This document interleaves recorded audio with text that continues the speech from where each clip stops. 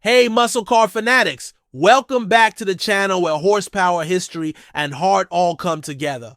Today we're taking you deep into one of the most legendary muscle car face-offs of all time. The 1971 Oldsmobile 442W30 versus the 1972 Buick GS 455 Stage 1. These weren't just fast cars. They were rolling statements of power, defiance, and pure American engineering. Born in the twilight of the muscle car era, these two GM beasts went out swinging, armed with big blocks, monstrous torque, and personalities as different as night and day.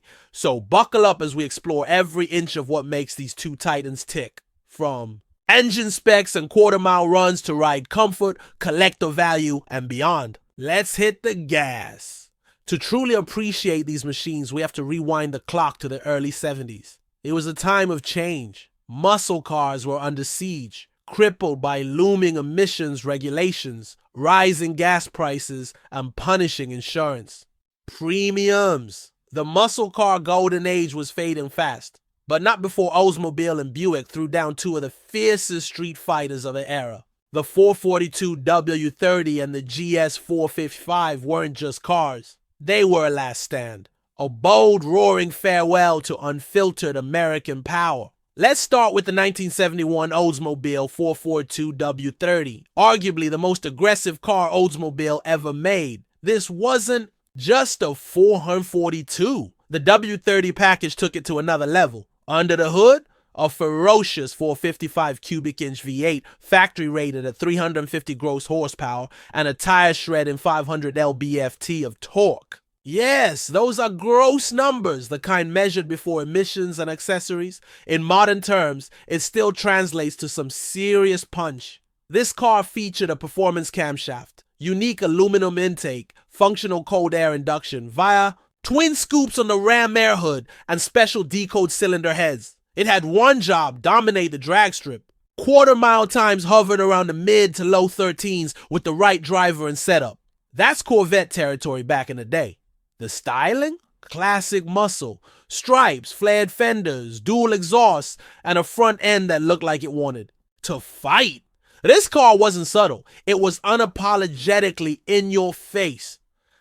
Now, meet the 1972 Buick GS 455 Stage 1. A car that did things a little differently. While Oldsmobile chased raw muscle, Buick aimed to blend luxury and torque. Under the GS's hood was the legendary 455 Stage 1 engine. By 1972, new SAE net ratings had kicked in, so this monster was rated at 260 horsepower.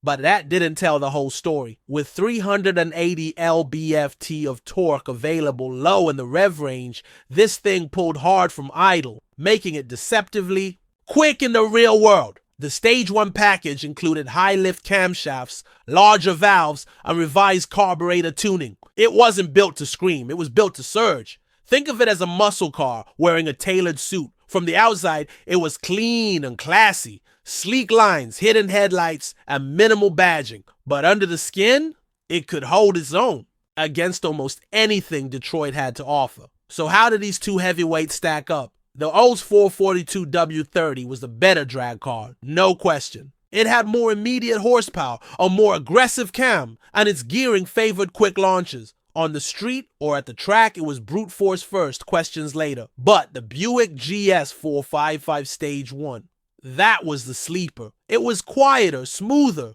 and surprisingly refined. Yet in road races or off-the-line bursts, it was a serious threat. The GS's low-end torque made it one of the best stoplight warriors of its day. Ride quality? The Buick wins. It had a more comfortable suspension setup, better interior materials, and felt more polished. The Olds, on the other hand, was louder, stiffer, and rougher around the edges. So it comes down to this. Do you want your muscle car loud and wild or smooth and stealthy? Today, both cars are sought after collector items, but they appeal to different kinds of enthusiasts. The 442W30 has higher visibility and commands slightly higher prices at auction, especially in rare color combos or with 4-speeds. It's a showstopper with a reputation for serious performance. The Buick GS 455 Stage 1, meanwhile, is a sleeper hit among collectors. Fewer were made, Even fewer survived. And those who've driven one will tell you it's one of the most underrated muscle cars of the era. So who wins? That depends on what you're after. If you want an all-out, no-compromise piece of American muscle, something raw, aggressive, and iconic, the Oldsmobile 442 W30 is your car. But if you want comfort with your carnage, torquey with your tuxedo, and muscle that doesn't scream for attention, the Buick GS 455 Stage 1 might just surprise you. Two legends, two philosophies, one golden era. Which one would you rather have in your garage? The rough and ready Oldsmobile 442 W30 or the smooth but deadly Buick GS 455 Stage 1? Let us know your pick in the comments below. And if you love this deep dive into muscle car history, smash that like button, subscribe for more content like this, and ring that notification bell so you never miss a showdown. Until next time, keep it loud, keep it classic. Before the SUV boom, before crossovers took over every driveway, and before ruggedness was just another marketing word, there was the real deal. Today, we're diving deep into one of the coolest hidden gems from Mopar's past, the 1966 Dodge D100 Town Wagon. It's not flashy, it's not fast, but it's tough, charming, and a legit slice of automotive history. A survivor from a time when trucks were tools, not toys. This one's up for grabs on Bring a Trailer, and trust us, it's not just another auction listing. So, grab your favorite road trip playlist, kick back, and let's hit the highway back in time, to a moment when the SUV was just being born.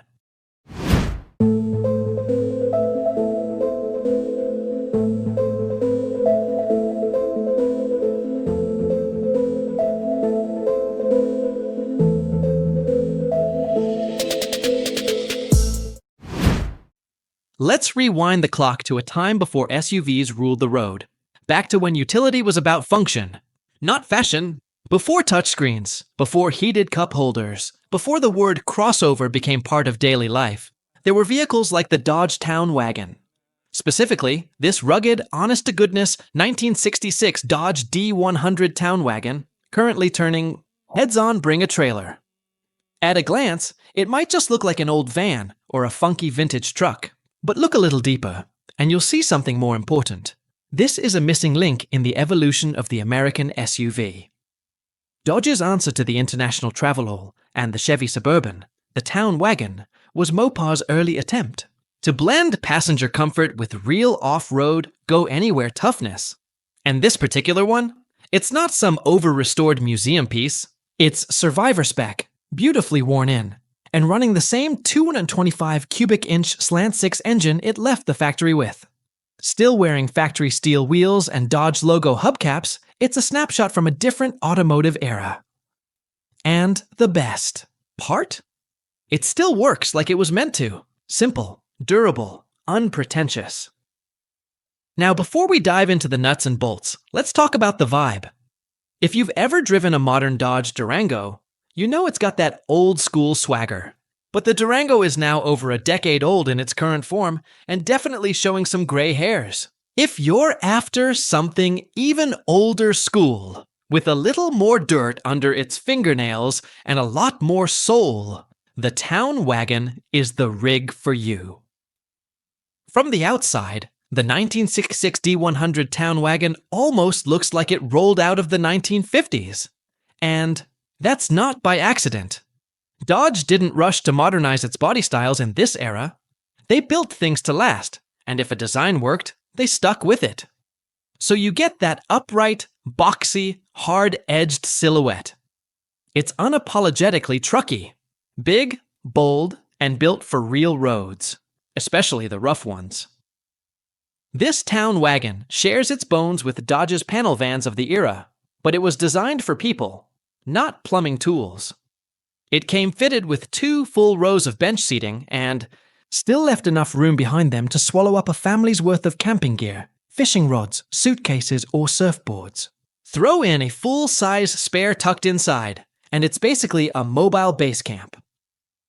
Under the hood, that slant 6 might not sound like much by today's numbers. 140 horsepower and 215 pound-feet of torque.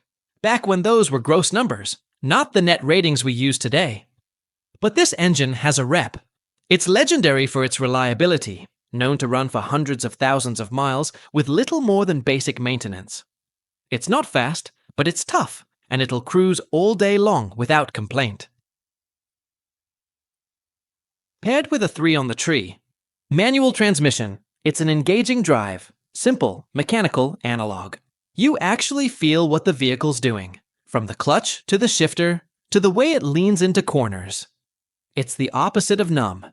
You don't just pilot the town wagon, you drive it. Now, let's talk mechanicals. This town wagon isn't untouched, but it's been lovingly maintained. The carburetor's been rebuilt. The brakes and clutch? Recently serviced. Some seals replaced. It's not restored to show quality, but it's ready for the real world. That sweet spot between preservation and usability. Think about it. In the 1960s, most American families drove full-size sedans or wagons. The roads were getting better, thanks to the expanding interstate system. But there was still plenty of backwoods and rough-cut forestry roads that could break a regular car in half. If your vacation spot required climbing a muddy trail or crossing a creek, a town wagon was what you needed. Tough enough to take a beating, big enough to carry everything you own, and comfortable enough for the whole family. And there's something else. It's cool. Not in a loud, flashy, look-at-me way, but in a cool because it doesn't care kind of way. Picture it, surfboards on top, the radio playing the Beach Boys, and the open road ahead. It might not be a classic Woody wagon, but it nails the same, surf van energy. Which brings us to a bit of nostalgia. If you've been feeling sentimental about Brian Wilson and the golden age of California sound, this town wagon hits the right notes. It's not about speed or power. It's about freedom, about loading up your gear, grabbing your friends, and heading off-grid. Forget the latest Durango Special Edition with Hemi badges and blacked-out trim. That's cool in its own way, sure. But if you want the original spirit, the true Mopar adventurer, you wind the clock back to something like this. There's something deeply satisfying about that simplicity. No screens, no sensors, no fuss. Just metal, rubber, gears, and torque. You can roll the windows down and actually feel the wind. You can park it at a trailhead and not worry about door dings. You can camp out of it, wrench on it, or just cruise into town and turn heads with every mile. And let's not forget how rare these are. Dodge didn't build a ton of town wagons, and fewer still have survived in such original condition. Most have been chopped, swapped, or left to rot. This one stands apart, not just for what it is, but for how honestly it's made it to 2024. With vintage trucks and classic SUVs climbing steadily in value, a clean original example like this is more than just a cool ride. It's an investment. But unlike a Garage Queen muscle car, the town wagon wants to be used. It begs for dirt roads, fishing trips, surf runs, and family getaways. It's not just a piece of history, it's a passport to making your own.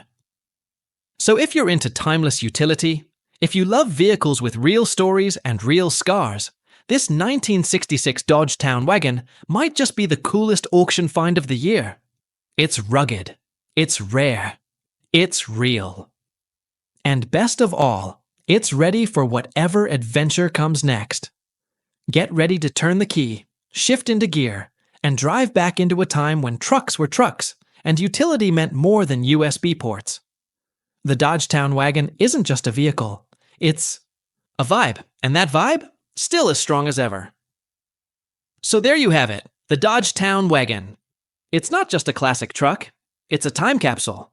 A sun-faded, steel-bodied reminder of a simpler, tougher kind of utility vehicle. While today's SUVs try to be everything at once, this old Dodge just does one thing, and it does it right. Whether you're heading into the woods, chasing waves, at the coast, or just turning heads at your local cars and coffee, this town wagon is ready to roll. If you love vehicles with soul, with scars, with stories, then maybe it's time to stop scrolling and start bidding. And hey, if you enjoyed this trip back in time, give us a like. Drop your favorite vintage SUV in the comments. And don't forget to subscribe for more deep dive classics, like this one. Until next time, keep it vintage, keep it moving. Start your engines, America, because the Hemi is officially back and Ram is roaring back into NASCAR with a vengeance. After more than a decade-long absence, Ram Trucks is making a bold and thunderous return to the NASCAR Craftsman Truck Series in 2026. But make no mistake, this isn't just a nostalgic comeback.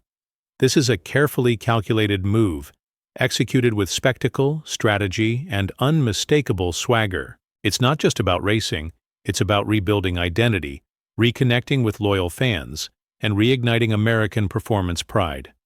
The return of the Hemi, and a new era of Ram racing.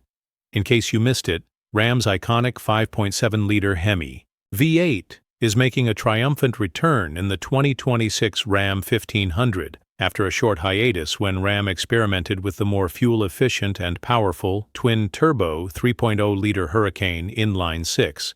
While the Hurricane was impressive in its own right, the call for the raw grunt and growl of a naturally aspirated V8 never died down.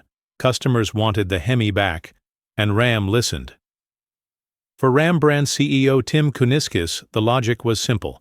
If the Hemi is back, we might as well get back to racing, back to NASCAR. So now, in a full-circle moment of horsepower history, Ram will re-enter the NASCAR Craftsman Truck Series after being off the grid for 13 years, with plans to compete in the 2026 season. A truck, a vision, and a donut-spinning entrance. At a recent NASCAR event at Michigan International Speedway, Ram didn't just announce its return. It announced it with style. The unveiling included a bold Ram 1500 concept race truck, complete with aggressive aero, a fire-breathing V8 powertrain, and one wild visual flourish, a donut-spinning trailer. That's right. In perhaps the most Ram way imaginable, the concept truck will be towed into the pre-race festivities on a custom-built round trailer that allows it to spin smoky donuts while being hauled down the straight by a Ram 5500. If you were looking for subtlety, look elsewhere. This is Ram's Ram-demption campaign, and it's coming in hot. The concept truck was built by Ram's in-house design team and borrows aggressive styling cues from the 1500 sport truck lineup, Warlock, Rebel, and RHO. But make no mistake, this beast is designed for racing, with massive airflow channels to cool an engine that will be pushed to 9,000 RPM lap after lap. Wrapped in a striking black and red livery, emblazoned with Mopar's direct connection branding and the new rebellious Hemi logo, a ram's head superimposed over an engine block, it's a rolling symbol of performance protest. Rams Racing. Strategy. Performance with purpose. While Ram is still finalizing its race team structure, Kuniskis made it clear that the return isn't just a PR stunt. The brand intends to be competitive, targeting at least 4 trucks on the grid. Whether they'll be supported by one mega team or a group of affiliate teams is still undecided, but the intent is clear. Ram is here to win, not just make noise. For more than a decade, customers and our dealer network asked about getting back into NASCAR, Kuniskis said. The desire was always there, but we didn't have a plan that delivered the last tenth, and following just didn't fit our DNA. Now, we have a solid plan that will set us apart from the field. NASCAR and trucks, a match made in American motorsports. Let's talk numbers. NASCAR remains one of America's most beloved motorsports, with a loyal fan base of over 20 million viewers. And guess what? Over 40% of those fans own a pickup truck.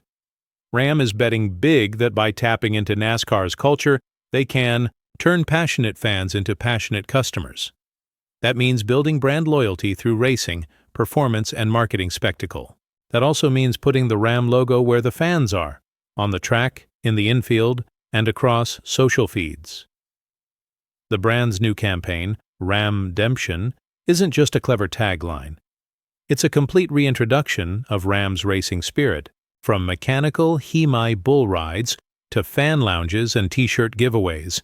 Ram is creating an immersive racing culture that bridges the gap between the track and the street. Announcements in 18 months. building momentum. Ram isn't easing into this return. Over the next 18 months, the brand plans to roll out 25 product and product-related announcements, with the first being the return of the Hemi and the second being the NASCAR comeback. These reveals are expected to include everything from new racing partnerships and race-ready technologies to potential production spin-offs inspired by the concept truck. Ram is making it clear this isn't a one-off. It's a movement, a comeback that's more than just a victory lap. This move represents more than just a return to NASCAR. It symbolizes a renewed commitment to Ram's performance roots and an aggressive play in a market that thrives on loyalty, power, and presence. Ram knows who it's talking to. These are the same people who grew up on burnouts, Friday night drag races, and the unmistakable sound of a V8 cracking open a country road. NASCAR fans aren't just looking for speed, they're looking for identity, and Ram is betting that its Hemi-fueled heritage will resonate louder than ever, wrapping it all in rubber and thunder.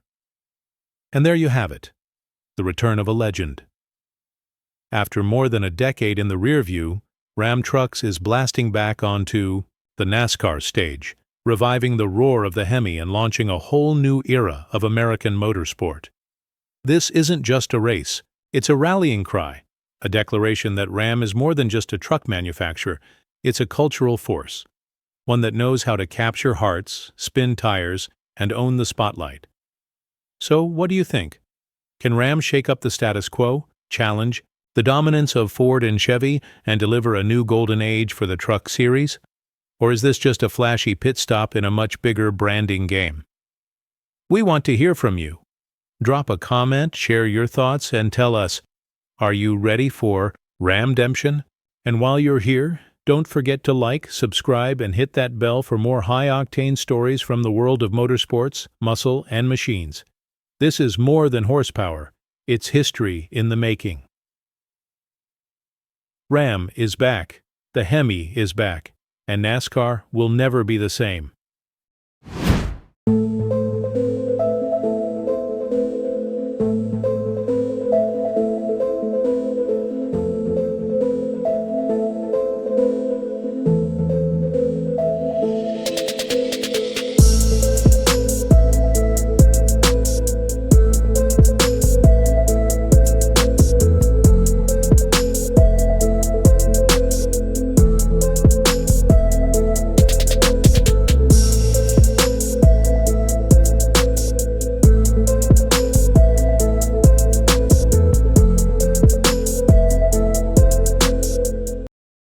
Hey muscle car fanatics, welcome back to the channel. Today, we're diving headfirst into a rivalry as old as the asphalt itself. The 1971 Oldsmobile 442 W30 versus the 1972 Buick GS 455. Two titans of the muscle car era, each with their own unique flavor of American brute force. But which one truly reigns supreme? Before we get into the nitty-gritty, let's set the stage. The early 70s were a turbulent time for muscle cars. Emissions regulations were tightening, insurance premiums were skyrocketing, and the golden age of unrestricted horsepower was slowly but surely drawing to a close. These two machines represent some of the last glorious gasps of that era. The IIT 442W30, especially, was a final, no-holds-barred statement from Oldsmobile, while the 72 GS 455 showcased Buick's continued commitment to performance, even as the landscape shifted. Let's start with this beauty, the 1971 Oldsmobile 442 W30. Just look at it! The distinct Rom Air hood, the aggressive stance, those iconic stripes. This isn't just any 440. The W30 package was the absolute pinnacle of Olds performance. It meant a highly tuned 455 cubic inch V8, rated at a formidable 350 horsepower and a mind-boggling 500 pound-feet of torque. That's gross horsepower, folks, before the more restrictive net ratings came into play. It had specific cylinder heads, an aluminum intake manifold, and a performance camshaft. This car was built for one thing: going fast in a straight line. What do you think of that classic Olds grille? Now let's shift gears to the elegant but equally potent 1972 Buick GS 455. Buick always had a reputation for a more refined kind of performance, and the GS 455 is a perfect example. While it might appear a bit more understated than the W30, don't let that fool you. Underneath that sleek hood lies Buick's legendary 455 cubic inch Stage 1 engine. In '72, this motor was still making a very respectable 260 net horsepower, but the torque figure was still immense at 380 pound-feet. It was known for its incredible low-end grunt, pulling like a freight train from idle. Buick focused on making power usable, smooth, and delivering it with a certain panache. Notice the distinctive Buick grille and the subtly integrated scoops. A true gentleman's muscle car, perhaps? So, on paper, we have some interesting differences. The Olds 400mm W30, with its higher gross horsepower rating, often put down. Slightly better quarter-mile times in period tests. Think mid-13s, sometimes even low 13s with the right driver and tuning. It was raw, unbridled power. The Buick GS 455, on the other hand, while having a lower net horsepower rating, was renowned for its incredible torque delivery and drivability. It could often hang with or even beat competitors off the line thanks to that massive low-end grunt. It was a more streetable muscle car, perhaps more comfortable for everyday driving than the hardcore W30. Imagine yourself behind the wheel of the Oldsmobile 442 W30. You feel the engine vibration, the roar as you mash the throttle, the raw mechanical symphony. It's a visceral, unapologetic experience. The W30 was all about performance, sometimes at the expense of comfort. The ride could be firm, the steering a bit heavy, but when you hit that gas pedal, there was no mistaking its purpose. It demanded your attention. Now picture sliding into the cockpit of the Buick GS 455. There's a different kind of sensation. The seats might be a bit more plush, the interior a little more luxurious. But when you stomp on the gas, that massive 455 shoves you back in. The seat with an authority that's almost surprising given its refined demeanor. It's a powerful car, but it delivers its power with a smoother, more sophisticated feel. It's still a beast, but one wearing a velvet glove. So, the burning question, which one wins? And honestly, it really depends on what you value. If you're looking for the absolute rawest, most unadulterated muscle car experience, a car that was a final middle finger to the changing times, the 1971 Oldsmobile 442 W30 is a hard one to beat. It's a purebred drag strip terror with an undeniable presence. But if you appreciate a muscle car that combines immense power with a touch more refinement, a car that's equally at home cruising down the boulevard as it is laying down rubber, then the 1972 Buick GS 455 makes a very strong case. It's a testament to Buick's unique approach to performance. Both of these cars are incredible pieces of automotive history, representing the very best of American muscle before the horsepower wars truly cooled down. They are sought-after collector items for good reason, and each offers a unique window into a pivotal era. We want to hear from you. Which of these muscle car legends would you rather have in your garage? Let us know in the comments below. And don't forget to hit that like button if you enjoyed this showdown. Subscribe for more classic car content and ring that notification bell.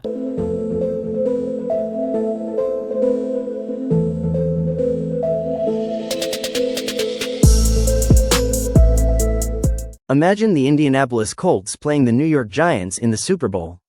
Peyton versus Eli, Manning a Manning. It could have happened, but now it probably won't.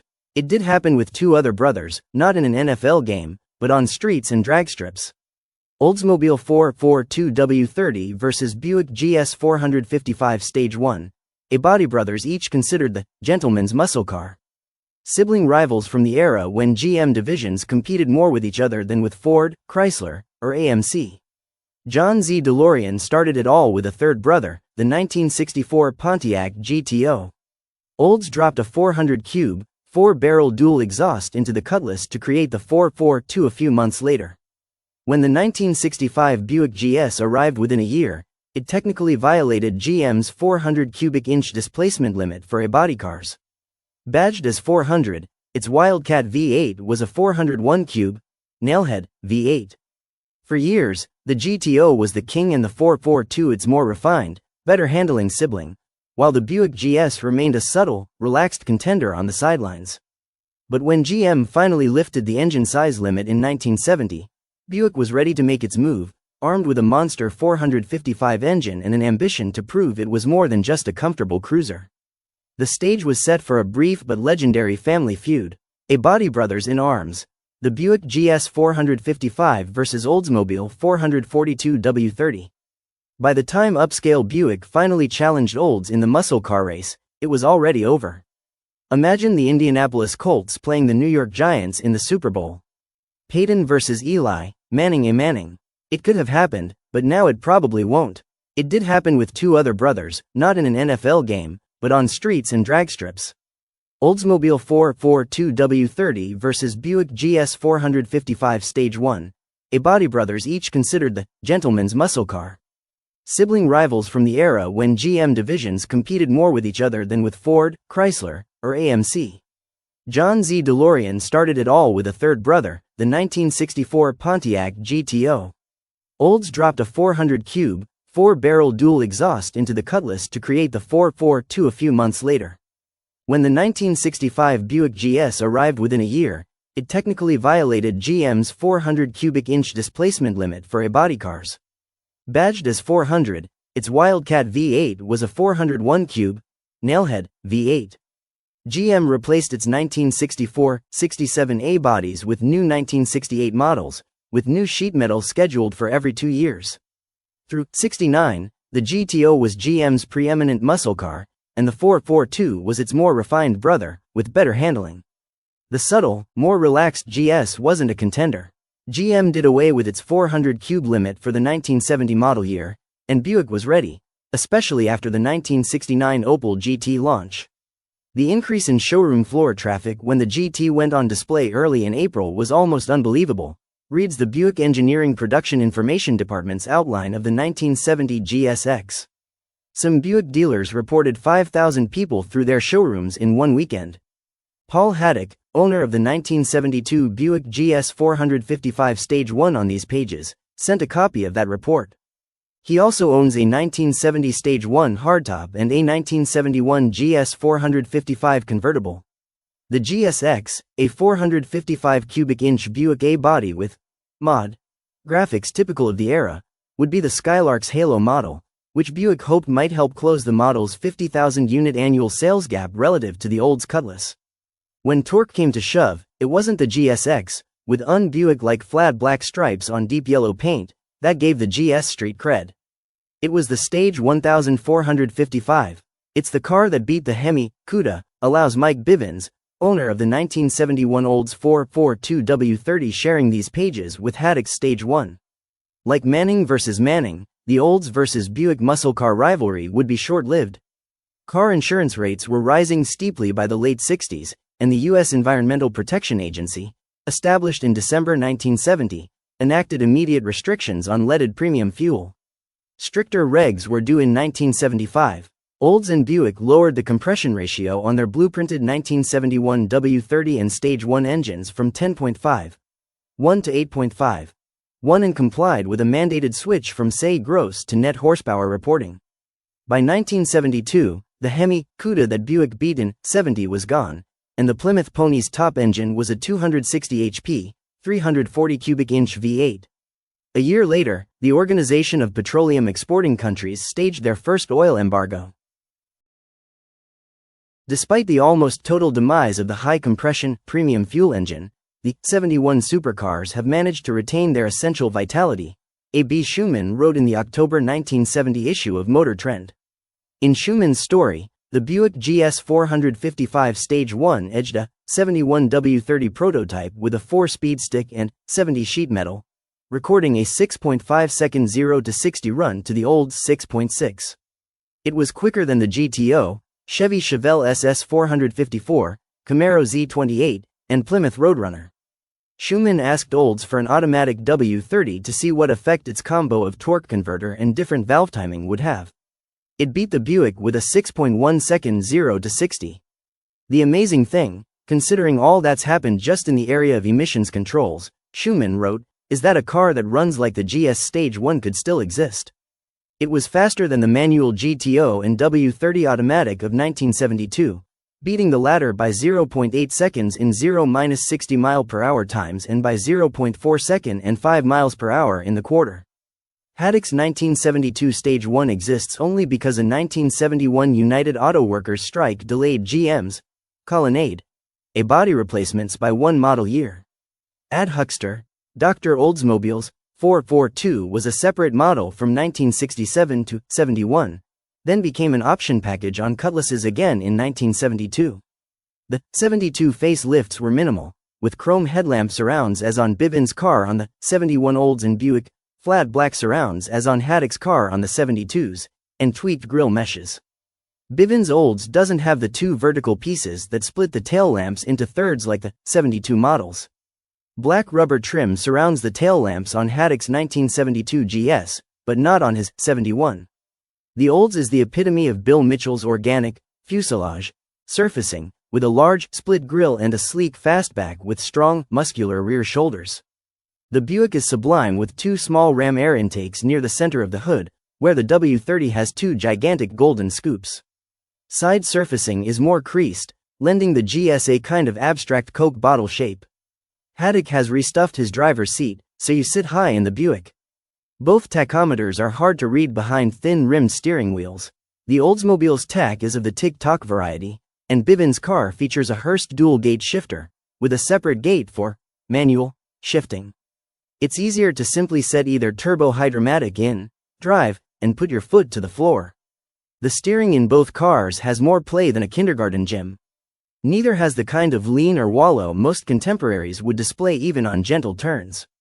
Though it feels slightly quicker, the GS has less squat and tighter, more refined body control.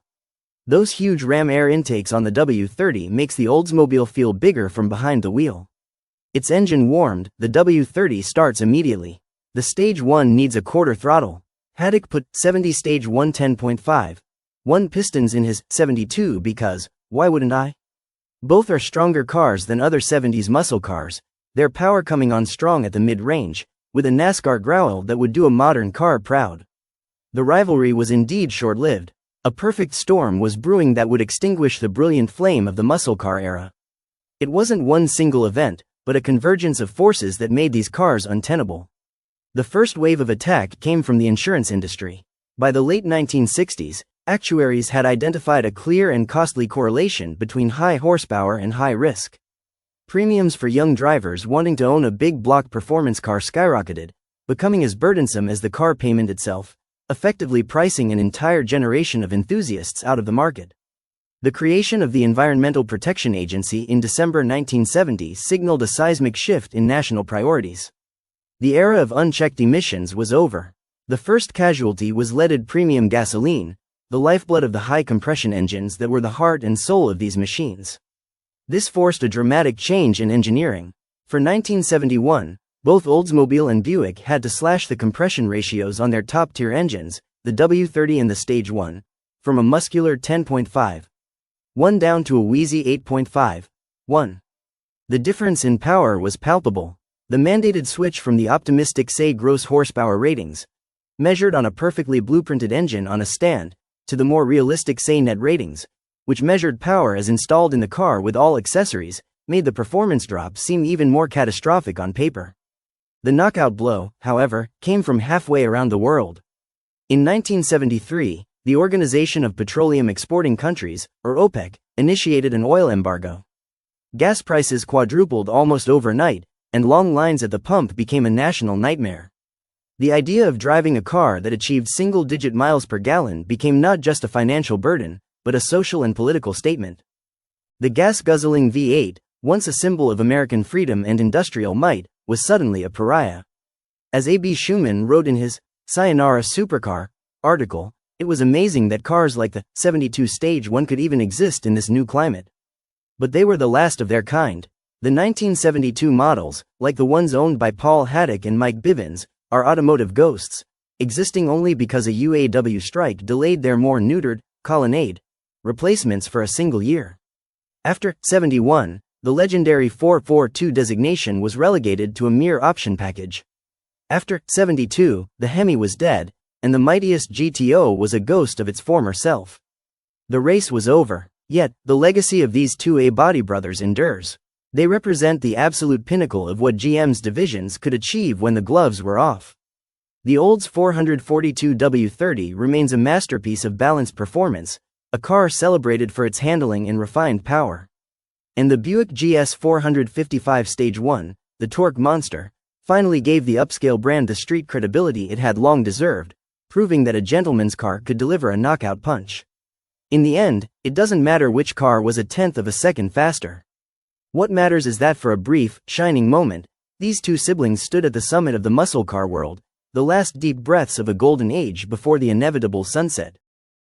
In 1967, two legends roared to life: the Ford Mustang GT390 and the Chevrolet Camaro RS SS 350. This was no ordinary model year. It was the beginning of a rivalry that would define American muscle for generations. Let's take a look back at the very first battle of the pony cars. The Ford Mustang and Chevy Camaro have probably sold more magazines than any other pair of cars.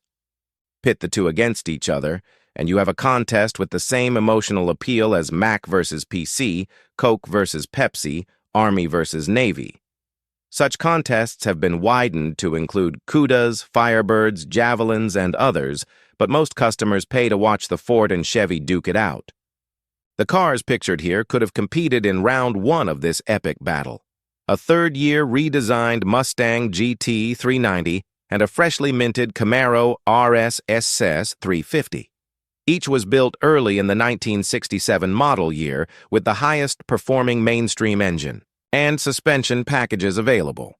In the early 1960s, the first baby boomers were coming of age, and market research suggested they wouldn't be buying the cars their parents drove. They'd be looking to express themselves, but on a budget. Everyone got the message, and GM was the first to respond. To keep costs down, the Big Three leveraged the compacts they'd reluctantly introduced in 1960 to stem the flood of small imported cars. Plymouth had the Valiant, and Ford had the Falcon, both of which were miniaturized big cars. Chevrolet went with the more daring and sophisticated rear engine, air-cooled, independently suspended Corvair. This radical car never caught on with the masses. The Falcon outsold it by 74%, prompting development of the more conventional Chevy II Nova for 1962. But by bolting in bucket seats and sporty trim, the mid-1960 Corvair Monza became just what the boomers wanted, and it soon evolved into the young person's cool car. By 1963, Monzas accounted for 80% of Corvair sales. The 1964 Falcon-based Mustang and Valiant-based Barracuda were designed in response to the Monza's success. Meanwhile, Chevrolet design chief Irv Rybicki wondered aloud to GM design boss Bill Mitchell whether Chevy might win additional sales. By offering a cut-rate personal coupe, a Riviera shrunk to fit a Chevy budget.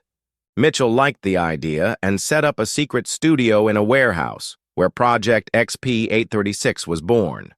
Riding atop the Chevy 2 platform, the clay model's dimensions and long hood short deck proportions were eerily similar to the Mustang's. Chevy. Boss Bunky Knudsen liked the clay model, but demurred, noting that with the Corvette and Corvair Monza covering the sporty spectrum, the Chevy 2 and Chevelle spanning the mid-market, and a broad, full-size lineup, the last thing Chevy needed, or could afford, was another new car. Can you blame him? But the Mustang arrived and instantly became more popular than sex and chocolate, not to mention the Corvair Monza, sales of which plunged by a third in 1964. At first, GM brass was unimpressed with what they saw as an angular, unimaginative design. They felt certain their svelte, Euro-styled 1965 Corvair replacement could hold its own. But dealers signed 26,000 Mustang orders on the first day, and after 4 months and 100,000 sales, Chevy swallowed its pride and green-lighted development of a conventional front-engine, rear-drive competitor, codenamed F-Body.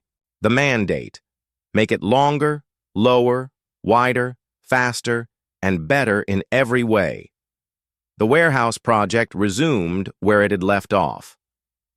A replacement for the Chevy Duster Nova was slated for 1968, and the F-car would share its architecture, which consisted of a unit body aft of the firewall, bolted via tuned rubber mounts to a front stub frame.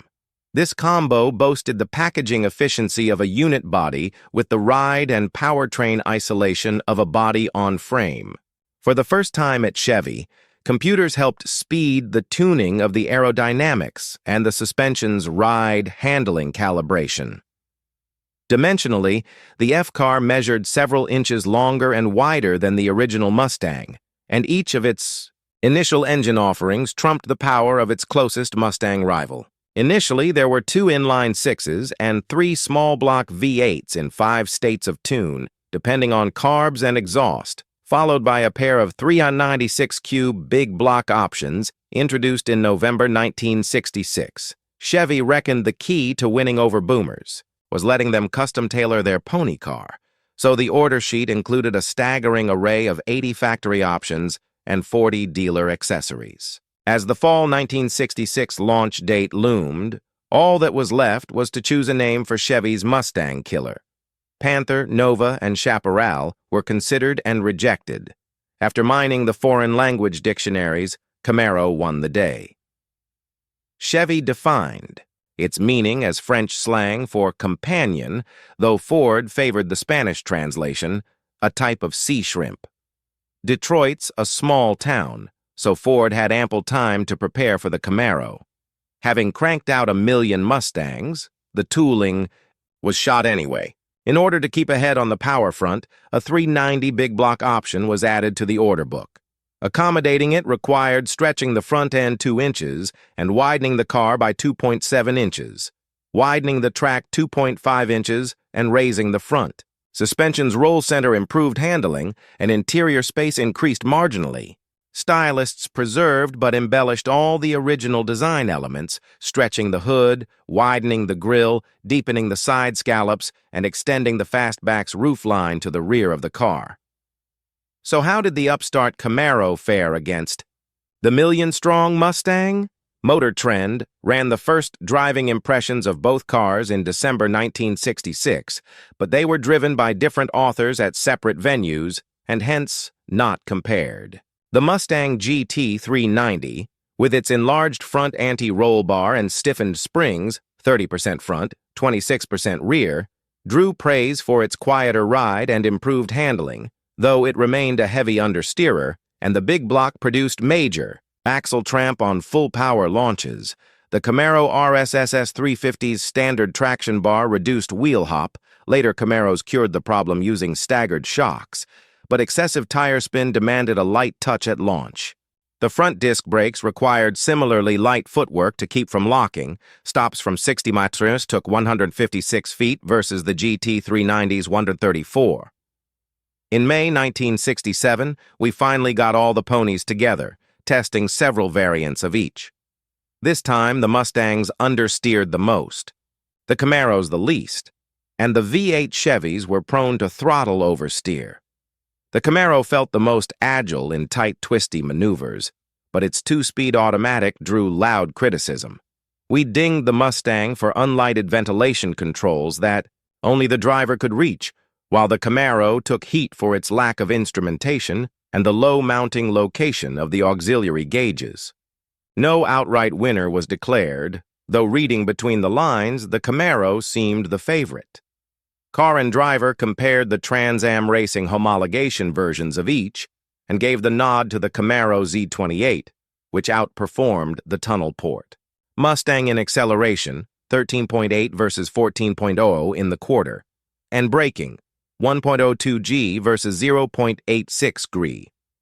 Road and Track chose a 289-powered Mustang over its 327-cube Camaro competitor judging the soft-riding Camaro to be, frankly, a disappointment. Our photo cars were originally purchased by well-heeled boomers demanding the best-dressed pony on the block. Each spent half again the base price on optional upgrades, and as a result, both look and feel special, inside and out. The Camaros.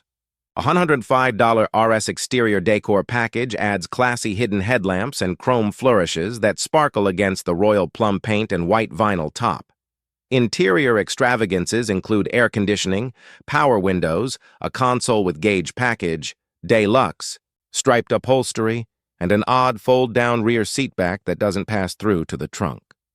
Our Clearwater Aqua Mustang is similarly equipped, with interior and exterior spiffs like turn signal indicators on the hood, extra chrome and styled steel wheels outside, two-tone aqua vinyl upholstery, a console with roll-top stowage compartment, and a fold-down seat accessing the trunk.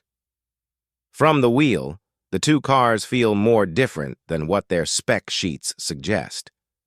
The fastback Mustang looks racier, and the view down its extra-long hood reinforces the impression. The big block 390 seems always to be straining at the leash with its 3-speed C6 automatic, ready to make the most of the available torque. Though the 3.1 axle is better geared for economical cruising than jackrabbit starts. Overboosted power steering, typical of the day, transmits little road feel, but the heavy springs and shocks appear to control body motions quite well. The GT traverses bumps and dips without losing its composure.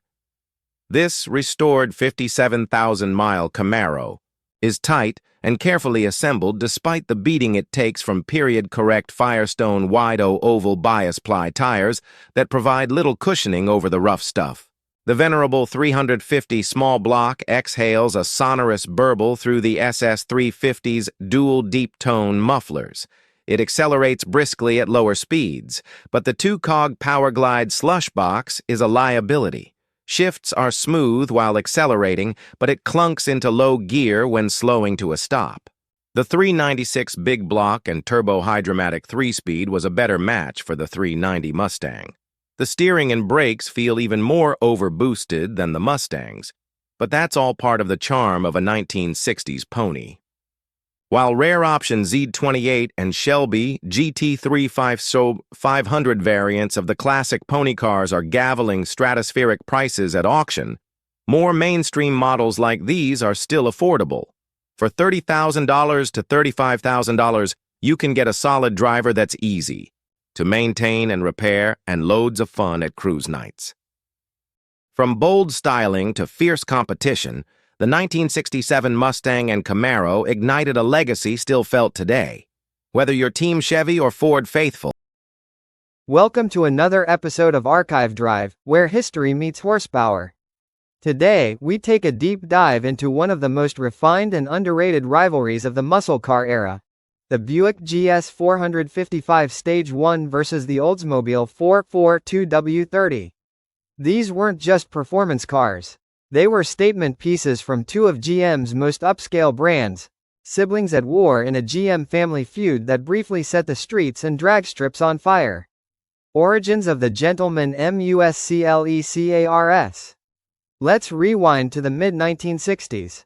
Pontiac had already kick-started the muscle car movement with the legendary 1964 GTO, thanks to the vision of John Z. DeLorean. Not wanting to be left behind, Oldsmobile answered the call with the 442, born as an upscale Cutlass with serious power and handling. Just months later, Buick introduced its own contender, the Grand Sport. Though it was badged with a 400, the GS actually featured a 401 cubic inch nailhead V8, slightly skirting GM's own internal engine displacement rules. Fast forward to 1970, and GM finally lifted its 400c limit for a-body cars. This opened the floodgates, and Buick didn't hesitate. Enter the Buick GS 455 Stage 1 and the Oldsmobile 442W30. Both were classy, both were brutal, and both were aimed not at kids in denim jackets, but executives with leather briefcases and lead feet. Rising to the occasion, Buick wasn't exactly known for performance, but the company was eager to change that. The 1970 launch of the Opel GT had brought unexpected traffic to Buick showrooms. That excitement gave birth to the GSX, a wild-looking GS 455 in yellow with flat black stripes, designed to catch eyes and boost sales. But it wasn't just about looks. Underneath that hood was the torque monster Stage 1455 V8, producing up to 510 pound-feet of torque, making it one of the strongest engines GM ever built. Oldsmobile wasn't standing still either. The W30 variant of the 442 had always been more than just a sticker package. It featured aluminum components, upgraded internals, and those massive dual-hood scoops that fed cold air to the high-compression V8 beneath. This was a rare period in automotive history when GM divisions weren't competing with Ford or Chrysler. They were competing with each other. The GS 455 Stage 1 and W30 were essentially first cousins, sharing the same A-body platform, but each fine-tuned to their division's unique character. Stage 1 versus W30 on the street. So how did they actually compare on the street? In a 1970 Motor Trend showdown, a Buick GS 455 Stage 1 clocked 0 to 60 in 6.5 seconds, barely edging out a 71 W30 prototype at 6.6 seconds. But the story didn't end there. When Oldsmobile offered up a W30 with an automatic and different valve timing, it blasted to 60 in just 6.1 seconds, quicker than the GTO, the Chevelle SS 454, and even the Plymouth Roadrunner. The cars weren't just fast, they had poise. Despite their size, both handled better than their muscle car peers. The GS was more buttoned down, refined, with tighter body control and less squat under acceleration. The W30 had that raw, muscle feel, larger hood scoops, a throaty growl, and a more aggressive aesthetic. But in the cabin, both felt luxurious, a stark contrast to the bare-bones interiors of many performance cars of the day. The muscle car era fades. Unfortunately, just as Buick and Olds found their muscle mojo, the party ended. Rising insurance premiums, stricter emissions regulations, and the birth of the EPA all landed between 1970 and 1972. Compression ratios were lowered across the board, from 10.5:1 to 8.5:1. Gross horsepower ratings were replaced with net figures. In short, the muscle era was winding down, and these high-powered machines were on borrowed time. By 1972, the mighty Hemi-Cuda was gone, and muscle cars like the GTO and Chevelle were shadows of their former selves. Yet, somehow, the Buick GS Stage 1 still stood tall.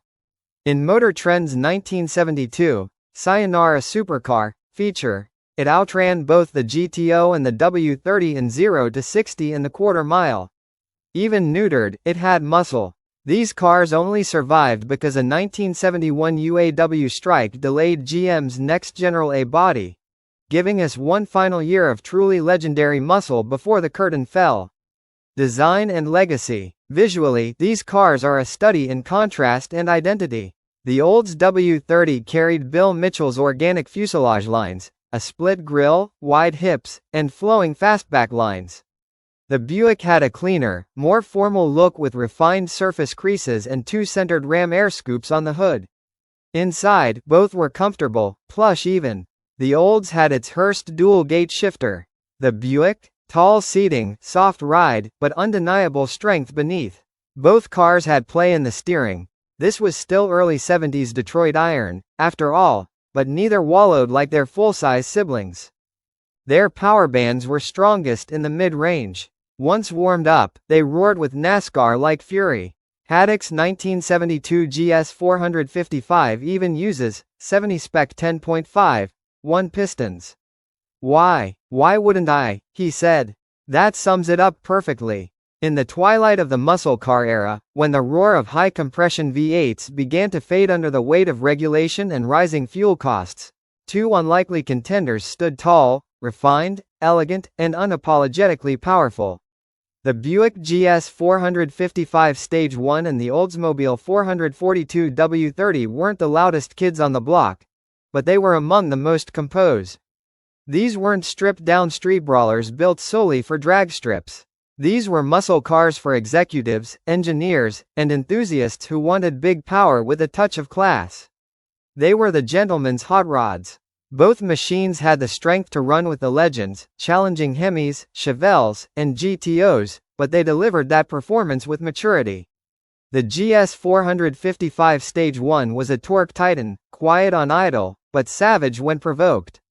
The W30? A perfect blend of raw induction and refined engineering.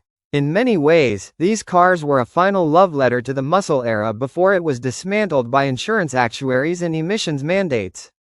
They weren't built to sell millions. They weren't created to appease the masses. They were crafted for those who truly understood what made performance special. Those who appreciated the blend of engineering excellence and mechanical muscle.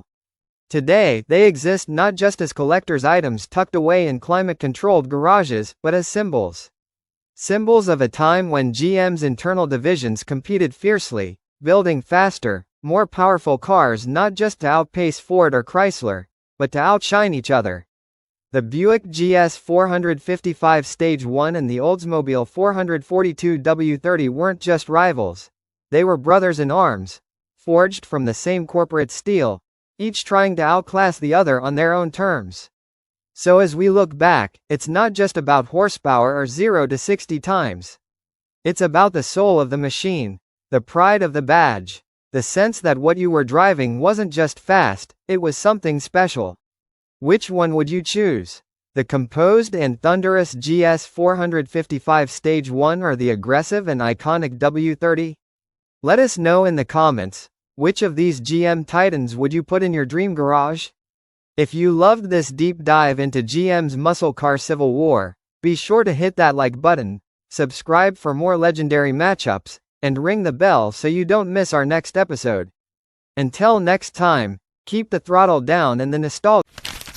Imagine it's 1958. Elvis is still under 200 pounds. The bridge on the River Kwai is topping box offices, and America is both obsessed with the future and terrified of it. Sputnik's beeping over our heads. The Cold War is heating up, but here in Los Angeles, the vibe is still pure neon optimism. And on the streets of this sprawling, sun-drenched city, there's a new car gleaming with promise and chrome. The 1958 Ford Edsel Ranger. Welcome to Googie Nights, a retro road trip through 1950s Los Angeles in one of the most misunderstood and unforgettable cars ever made. The Edsel was supposed to be Ford's crown jewel, a bold new brand filled with more you ideas. But instead of a space-age savior, it became the poster child for corporate failure. It was hyped like a flying saucer, built like a land yacht, and remembered more for its unfortunate grille than its innovations. But here's the thing. The Edsel is far more than just a punchline. It's a time capsule, a rolling monument to an America that dreamed in chrome and fiberglass.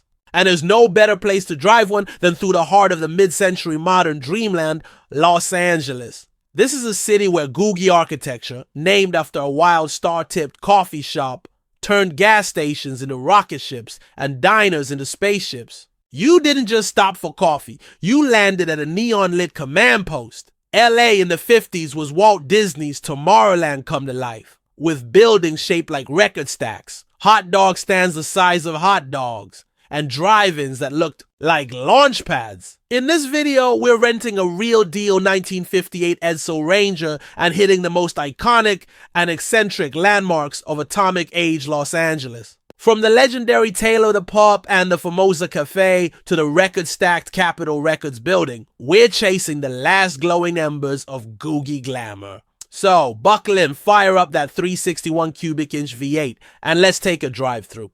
A world where architecture pointed to the stars, celebrities haunted roadside diners, and America's car culture hit full throttle. Elvis still weighted under 200 pounds. The bridge on the River Kwai was on its way to becoming the year's top-grossing film without a single Major Warden or Colonel Nicholson Happy Meal action figurine having been sold. Running around naked in the backyard carried a new risk Sputnik. Might be peaking. And the Ford Motor Company, apparently jealous of all the press the Hindenburg had received, was finally selling its all-new Edsel, a car that for 2 years it had hyped so breathlessly. More you ideas. The public no doubt expected a flying carpet that ran on plutonium. No American city in 1958 was a more fitting backdrop for a gleaming new example of four-wheeled fabulous Orama technology than Los Angeles. The goofy Tomorrowland optimism of Walt Disney's nearby theme park has spilled right over the monorail and onto the sprawling auto-worshipping streets of LA itself. Want a quick breakfast? Just drive to the store shaped like a giant donut. Hoping to start your singing career? Head to the office building resembling a stack of records. Wife needs a new bra?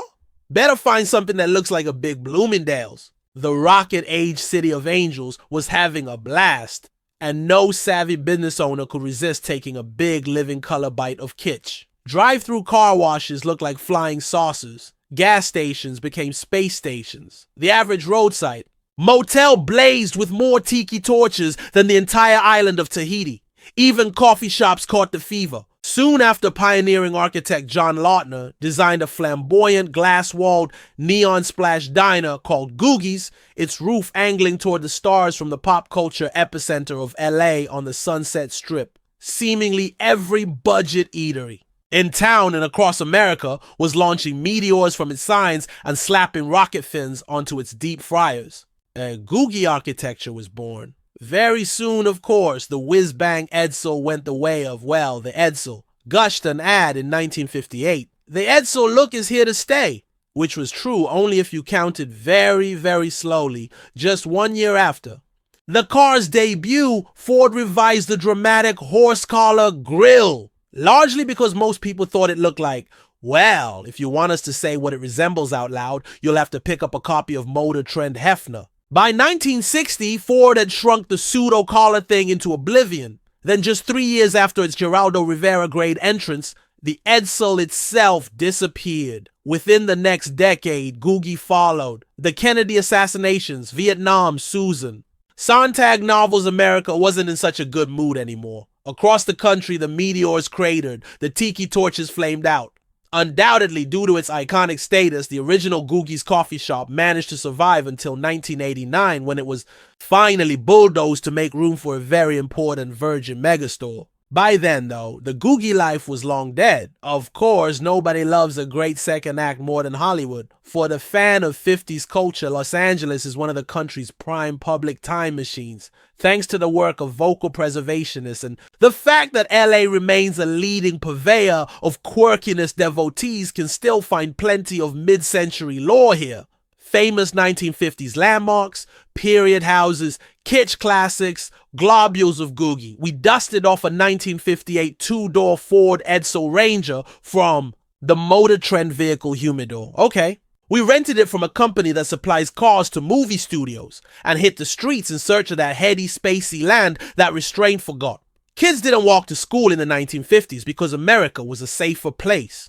They walked because damned if mom was gonna wrestle with 2 tons of atomic age steel lacking both power brakes and power steering any more than was absolutely necessary. Our Edsel has neither.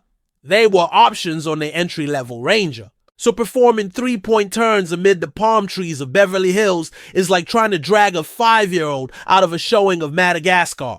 After a workout like this, you need a hot dog. That's right, just look for the gigantic tube steak. Tail of the pup is to LA what the Eiffel Tower is to Paris, and not just because both are full of weenies. Built just after World War II, the pup is quintessential kitsch and a true Los Angeles landmark, which accounts for its presence in countless movies, among them LA Story and Body Double.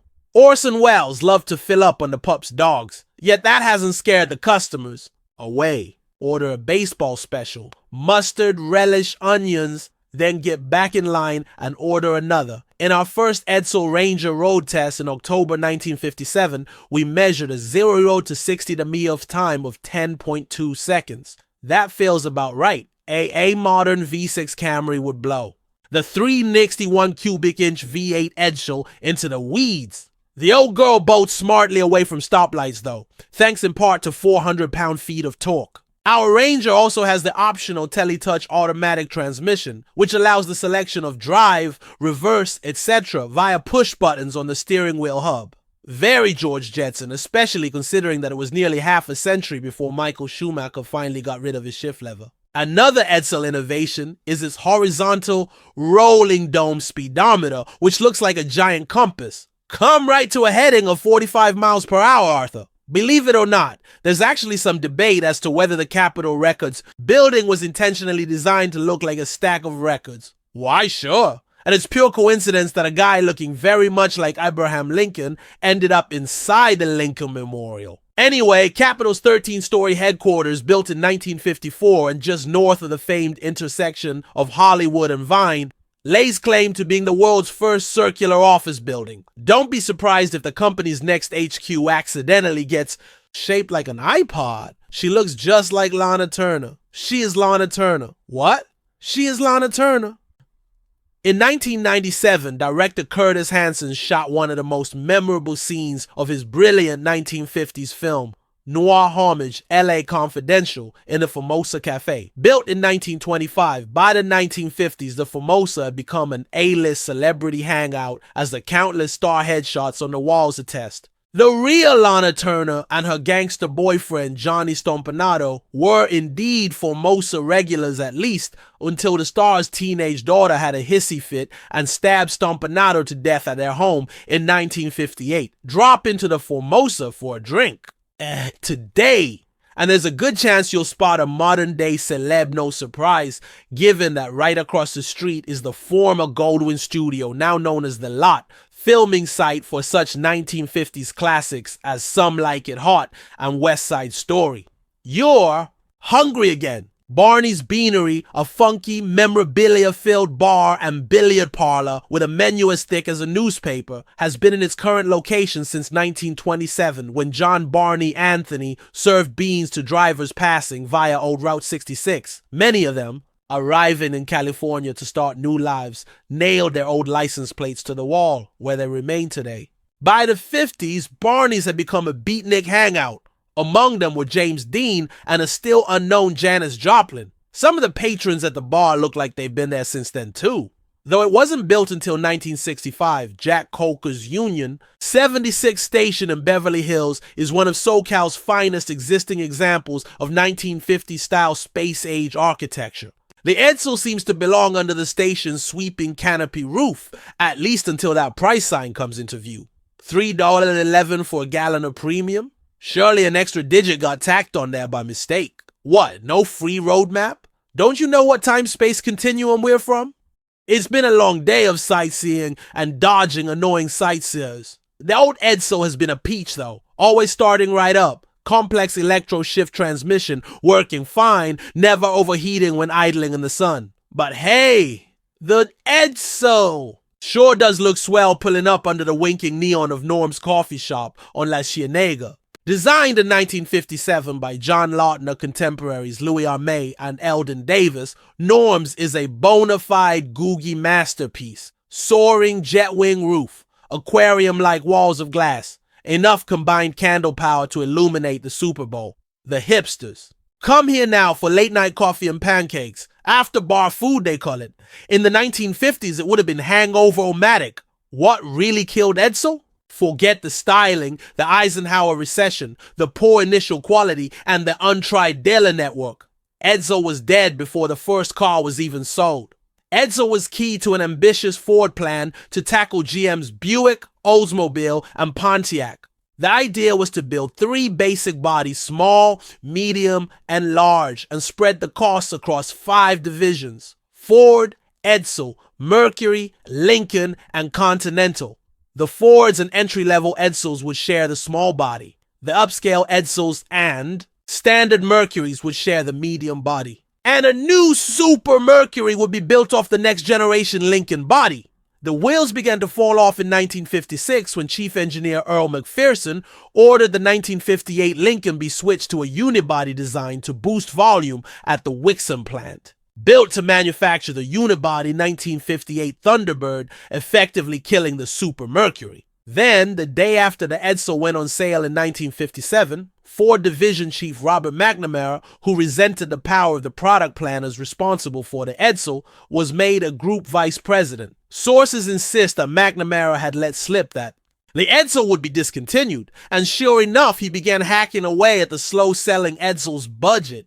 Within months, he had reduced his future product plans to a different grille for 1960 Fords. In his book, A Disaster in Dearborn, O. Thomas E. Bonsall blames the Edsel's demise on the Byzantine politics played by warring management factions. If Ford Motor Company management wasn't willing to invest several years of effort in the Edsel, they didn't deserve to succeed.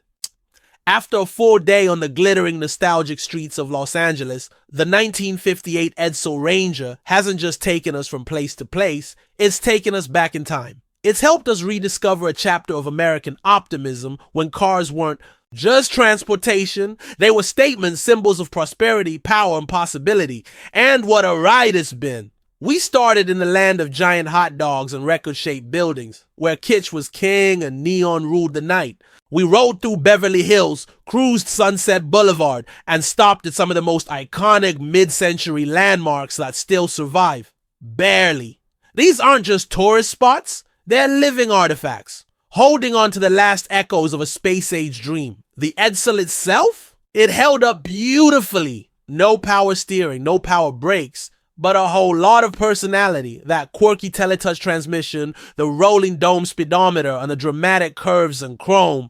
It's easy to see why it turned heads, even if it flopped on the sales floor. But here's the truth. The Edsel didn't fail because it was ugly or underpowered. It failed because of corporate infighting, bad timing, and a lack of long-term vision. It was a car meant for a future that never quite arrived. And that makes it even more fascinating today. In many ways, Googie culture and the Edsel share the same story. Both were born of post-war American confidence. Both shot for the stars. And both were abandoned when the mood changed. But if you ask us, there's something magical in that failure. Something real. Something worth revisiting. So if you've enjoyed this ride through America's chrome-plated past, give this video a thumbs up. Drop a comment about your favorite retro landmark, and don't forget to subscribe for more vintage road trips, automotive history, and time warp travels. We're just getting started because the road may move forward, but sometimes the best way to understand where we're going is to cruise back into where we've been.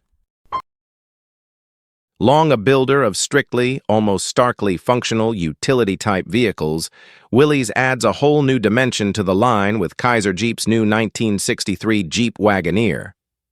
Up to now, most four-wheel drive enthusiasts, of which there are thousands, have been faced with the problem of needing two cars in the garage, a daily driver and an off-roader. Jeep and other 4x4 vehicles are the greatest for tooling over cow trails or across uncharted deserts. But for the most part, they're either too slow or too cramped and uncomfortable for freeway cruising. In most cases, true four-wheeling aficionados tow their rigs to the point where the modern highway stops and the real backcountry begins. With the new Jeep Wagoneer in the garage, the other car is no longer necessary. This is one vehicle that's equally at home anywhere. The Wagoneer was loaded with just about everything offered: power steering, power brakes, automatic transmission, independent front suspension, radio and heater, plus a host of minor accessories. One other small but important accessory was the worn hubs installed on the front wheels. These enabled us, by a simple twist of the wrist, to cut out the front wheels in two-wheel drive. This means less drag, therefore better mileage as well as less wear.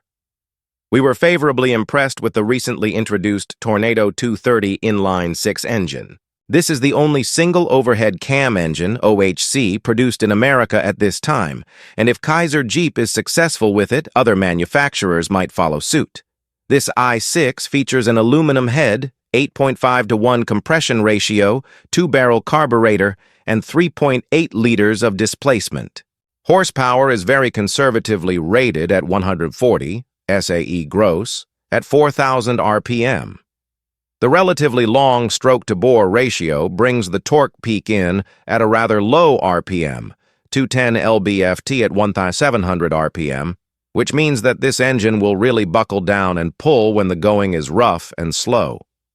Out on the highway, the high horsepower peaking speed allows the Wagoneer to keep up with traffic and still have plenty left for passing. The power flow is smooth, and even though this is an OHC engine, Its operation is very quiet. The 3-speed automatic transmission, made by Borg-Warner, is hooked up to the front and rear axles through a single-range transfer case. Models with 3-speed manual transmissions are equipped with a dual-range transfer case, high and low. 2-wheel drive models can be had with 3-speed manual overdrive transmission. Our test car had the standard, for automatics, 3.73:1 axle ratio. Wagons with manual transmissions have 4.09 rear axle ratios. Acceleration is quite lively for a vehicle of this type. It compares very favorably to most of the passenger cars of its size. A top speed of 90 mph, true, not indicated, was reached on the test track at Riverside Raceway. The standing quarter mile took 20.5 seconds, with a speed of 68 mph. Standing start acceleration runs of 0:30, 0:45, and 0:60 mph took 4.6, 8.8, and 16.1 seconds. We didn't use forced shifts during any of the acceleration tests, but let the transmission do its own work. Maximum speeds at shift points were 31 mph, 4,000 RPM in first, and 51 mph, 3 to 800 RPM in second. At this time, Jeep is selling all of this model it can produce, and even has a rather large number of back orders. As a result, we couldn't keep the Wagoneer as long as we'd liked. It was already sold, so our fuel consumption figures aren't as complete as they usually are. We were able to determine that normal city and freeway driving will give figures in the 14 to 18 mpg range, going as high as 21 or 22 mpg for steady, legal limit highway cruising. In rough backcountry, with all 4 wheels pulling, the range drops to 10 to 14 mpg. With the 20-gallon fuel tank, this gives an operating range of anywhere from 200 to slightly over 400 miles to a tank of gas, regular grade, at that. One of the few complaints we had with the car centers on the fuel tank. It's a long, narrow tank that nestles up between the rear drive shaft and the curbside frame rail. This in itself is fine, because it's out of the way and well protected. But by necessity, the fill pipe, located on the driver's side, is extremely long and almost horizontal. And because of this, it seems to take forever to fill the tank. Owners will have to make sure that station attendants really fill the tank, because most of them have a tendency to assume that the tank is full when gas begins to slosh out on the ground. And this happens constantly as the Wagoneer's tank is being filled. While we're on the minus side, we'll mention the compass that comes as standard equipment on all Wagoneers. This can be a very useful accessory in a vehicle such as this, and although it was accurate as near as we could tell, it was designed in such a way as to make it a nuisance during night driving. The compass light is within the unit and not shielded at all. As a result, the light shines in the driver's eyes. A perfect reflection of the compass is thrown up on the windshield, and since the light is behind the compass dial, the dial isn't illuminated and can't be read from the driver's seat. We also felt the brakes could be improved a bit. During the course of our rough country tests, we ended up on what must have been a wagon trail used by the original 49ers. It was about 50 miles long and took us up and down several mountains, through dry washes, and across a couple of stretches where the road disappeared completely. We didn't break any speed records getting through this stretch, but we didn't waste any time either, and several times we had to stop to let the brakes cool down before we could continue. On pavement, we found that they faded rather quickly. On the 0 to 60 mph stops during our brake tests. Also, when the brakes got hot, they had a tendency to lock up suddenly, and this was accompanied by swerving. Pedal pressures were neither too heavy nor too light with power assist, and didn't require any getting used to. Next to the new engine, the most significant engineering advancement on the test car was the independent front suspension layout. Away, it resembles the famous Mercedes-Benz unit. Basically, it's a single pivot swing axle, but where Mercedes uses a pivot point several inches below the axle's longitudinal axis, Jeep pivots it right on the center line. Mercedes uses the low pivot to keep camber changes at the wheel to a minimum. Because the Jeep unit is used at the front, it naturally contains steering knuckles at each end, and in normal operation, there are no camber changes at the wheel. So, in effect, although it's basically a swing axle, the steering knuckles allow it to operate just like a full independent system. The axle is the lower control arm and works with a shorter upper control arm, which is tied into a torsion bar at its inner pivot point. The Wagoneer is also available with the more conventional rigid front axle and semi-elliptic leaf spring system. Two-wheel drive models use a tubular axle and leaf spring system or a swing axle with torsion bars.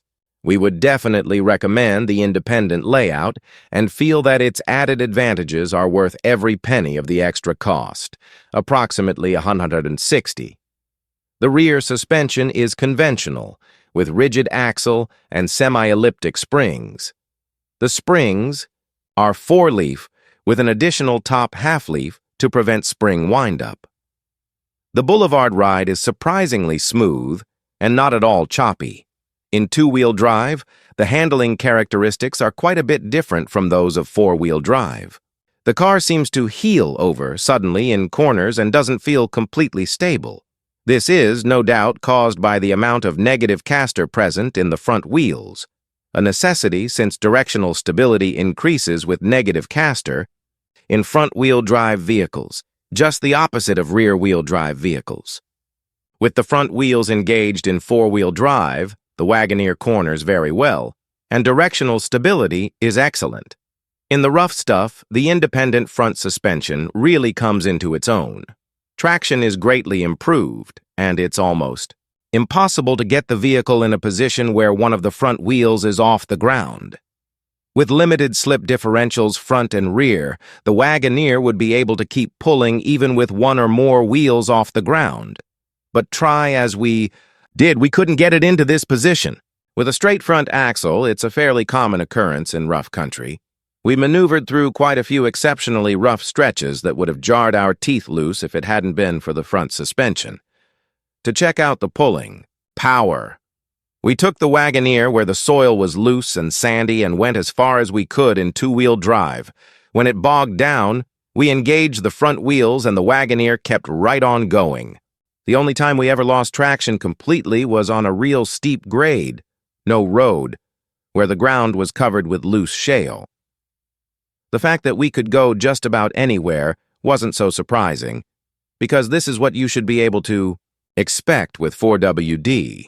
What surprised us was that we were able to do it with an automatic transmission. The transfer case is operated by shifting a single two-position floor-mounted lever. This can be accomplished whether the car is moving or standing still. A light mounted under the dash and right above the lever indicates when 4WD is engaged. A lot of quality has been built into these vehicles, and like their military forebears, they look as if they're built to last and last. The interiors are finished in tasteful colors and materials that belie the car's utilitarian purpose.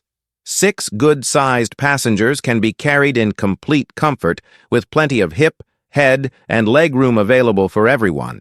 There is also plenty of car. In the grand pantheon of American rivalries, some are etched in stone: Yankees versus Red Sox, Coke versus Pepsi, Ford versus Chevrolet. But sometimes the most intense, most personal rivalries are fought between members of the same family. Imagine the Indianapolis Colts playing the New York Giants in the Super Bowl. Peyton versus Eli, Manning and Manning. A clash of titans from the same bloodline for the ultimate prize. It could have happened, but likely never will. Yet this exact scenario played out decades ago, not on a football field, but on the sun-baked boulevards and gritty drag strips of America. This is the story of two brothers in arms, born of the same General Motors of body chassis, but forged in the fires of a fierce internal competition. In one corner, the Oldsmobile 4-4- to W30, the established champion, the darling of the automotive press, a car lauded for its balanced performance, sophisticated engineering, and handsome, muscular looks. It was the thinking man's muscle car. In the other corner, the challenger, the big GS 455 Stage 1. Representing GM's most upscale and conservative division, the GS was often seen as the gentleman's muscle car, a wolf in finely tailored sheep's clothing. For years, Bic had played second fiddle in the performance wars, but by 1970, they had a secret weapon, an engine that produced more torque than any other American production car, a monstrous V8 that could and would humble the mightiest. Names on the street. This was a sibling rivalry from an era when the divisions of General Motors competed more with each other than they did with Ford, Chrysler, or AMC. By the time upscale Bic finally challenged Olds for the throne, the golden age of the muscle car was already in its twilight. But for one brief, glorious period, these two automotive brothers went head-to-head in a battle for supremacy, a contest of engineering prowess and brand pride that created two of the greatest muscle cars ever built. The seeds of conflict. To understand this rivalry, we have to go back to its genesis, a moment sparked by a third brother, the 1964 Pontiac GTO, when the brilliant John Z. DeLorean famously dropped a big engine into a mid-size car. He didn't just create a new market segment. He threw down a gauntlet to his corporate cousins. Oldsmobile was the first to answer. Just a few months later, they dropped a 400 cubic inch, 4-barrel, dual exhaust V8 into their stylish Cutlass to create the 4x2. Bic, not wanting to be left out, joined the party within a year with its Grand Sport, or GS. But right from the start, Bic played by its own rules. To get around GM's strict 400 cubic inch displacement limit for its body cars, they employed a bit of marketing. Sleight of hand. The 1965 GS was badged as a 400, but under the hood beat the heart of a 401 cubic inch nailhead V8, a technical violation of the corporate edict. Through the mid to late 60s, as GM rolled out its new, more curvaceous body designs, the hierarchy was clear. The Pontiac GTO was the undisputed king of the streets, the pop culture icon. The Oldsmobile 4-4-2 was its more refined, better handling brother, a car praised for its poise and engineering. The Bic GS, meanwhile, remained a subtle, more relaxed machine, not yet considered a top-tier contender in the horsepower wars. But behind the scenes at Bic, engineers were waiting, biding their time for the corporate landscape to change. The Titans are unleashed, 1970. That change came in 1970. GM finally did away with its 400 cubic inch limit, and the floodgates opened. Bic was ready. Fresh off the public relations success of the 1969 Opel GT, which had brought incredible traffic to their showrooms, Bic knew it needed a true halo car for its Skylark line. As an internal Bic engineering report noted, the increase in showroom floor traffic when the GT went on display early in April was almost unbelievable. Some Bic dealers reported 5,000 people through their showrooms in one weekend. Bic's first shot across the bow was the GSX, a visually loud package with bold stripes and spoilers designed to compete with the likes of the Judge GTO and other mod muscle cars. But when talk came to shove, it wasn't the graphics that gave the GS its legendary street cred. It was the engine option at its heart, the 455 Stage 1. This V8 was an engineering marvel, underrated by the factory at 360 horsepower.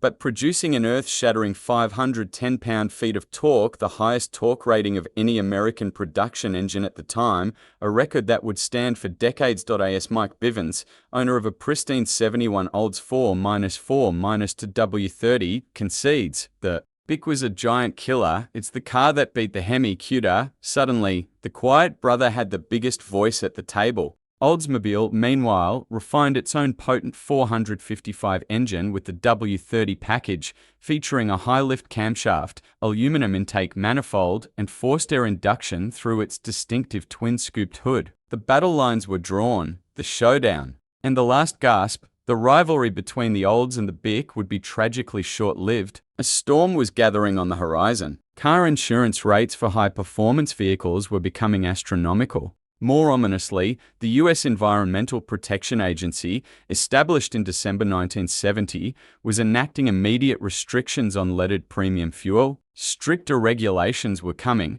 For the 1971 model year, both Olds and Bic were forced to lower the compression ratio on their top-tier W30 and Stage 1 engines, dropping from a potent 10.5 to 1 to a more emissions-friendly 8.5 to 1. They also had to comply with a new mandate to switch from optimistic SAE gross horsepower reporting to more realistic SAE net figures. It was in this environment that Motor Trend magazine conducted its now famous comparison. In the October 1970 issue, AB Schumann tested the 1971 models. A Bic GS 455 Stage 1 narrowly edged out a prototype 4-4-2W30 equipped with a 4-speed manual, running from 0-60 in 6.5 seconds to the old 6.6. But then Schumann asked for an automatic W30 to test the effects of its specific torque converter and valve timing. The result was stunning. The automatic olds blew the doors off its rivals,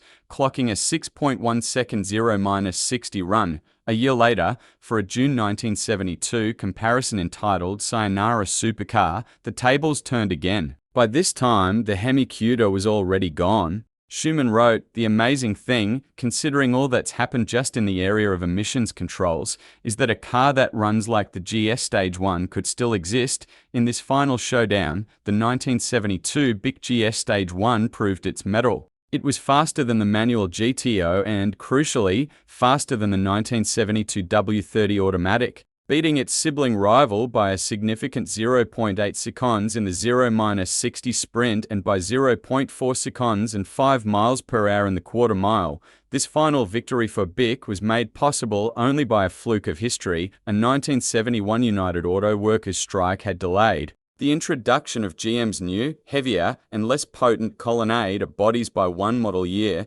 giving these last true muscle cars a one-year stay of execution.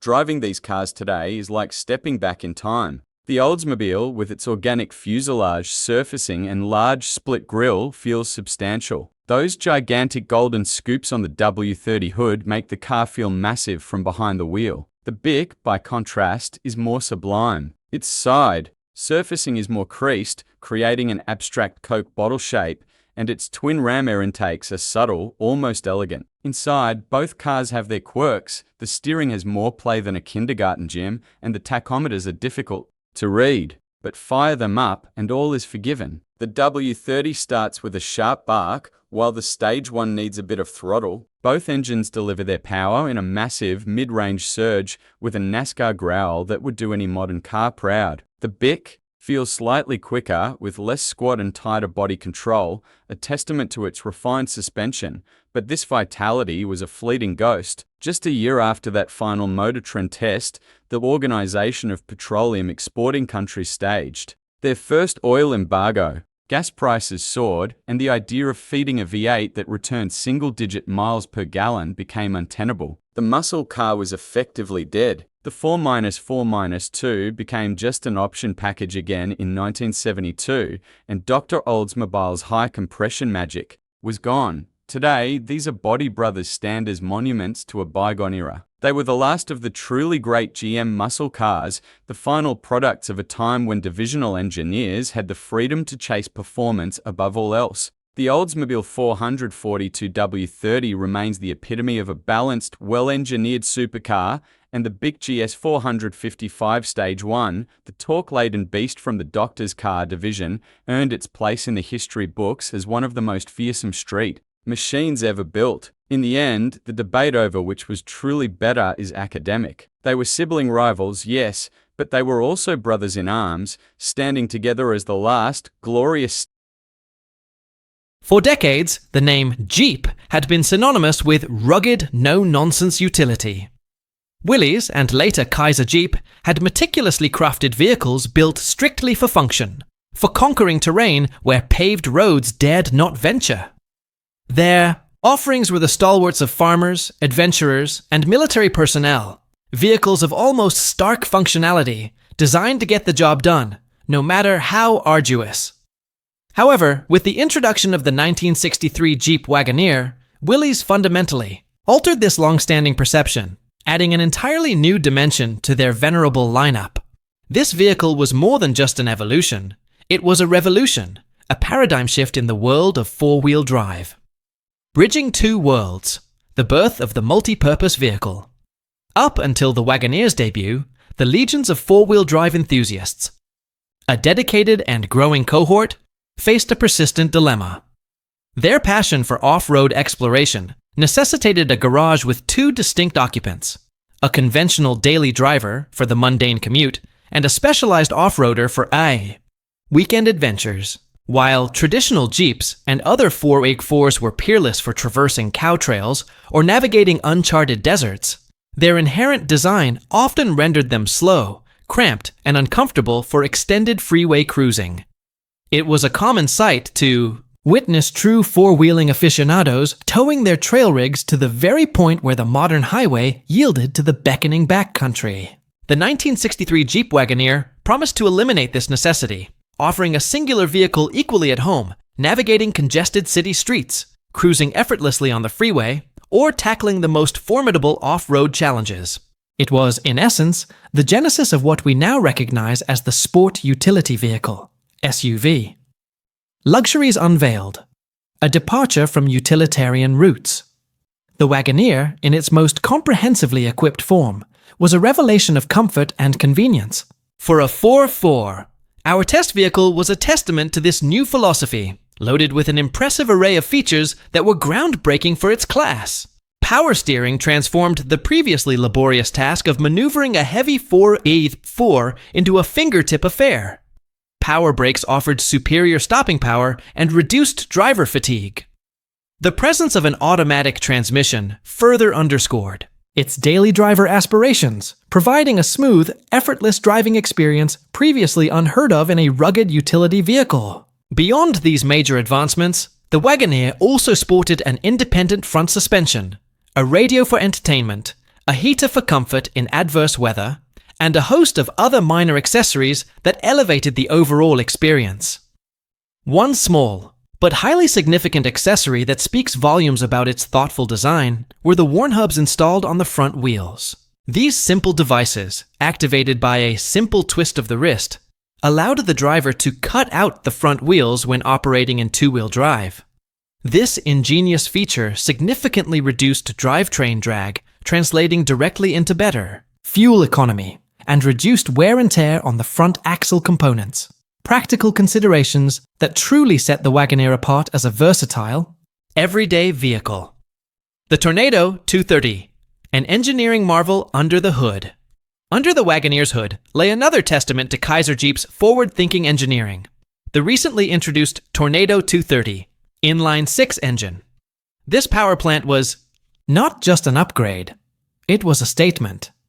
At the time of its introduction, the Tornado 230 held the distinction of being the only single overhead cam, OHC engine produced in America. Its successful deployment by Kaiser Jeep hinted at a potential shift in automotive engineering trends, prompting speculation that other domestic manufacturers might eventually follow suit. This innovative inline-six boasted an aluminum head, a robust 8.5:1 compression ratio, and was fed by a two-barrel carburetor. With a displacement of 3.8 liters, its horsepower was conservatively rated at 140 SAE gross at 4,000 RPM. The engine's relatively long stroke-to-bore ratio proved particularly advantageous, bringing its peak torque of 210 lb-ft in at a remarkably low 1,700 RPM. This low-end torque characteristic meant the Tornado 230 would truly buckle down and pull when faced with rough, slow-going conditions off-road, providing the grunt needed for formidable obstacles. Conversely, its high horsepower peaking speed ensured the Wagoneer could effortlessly keep pace with highway traffic, with ample reserves for confident passing maneuvers.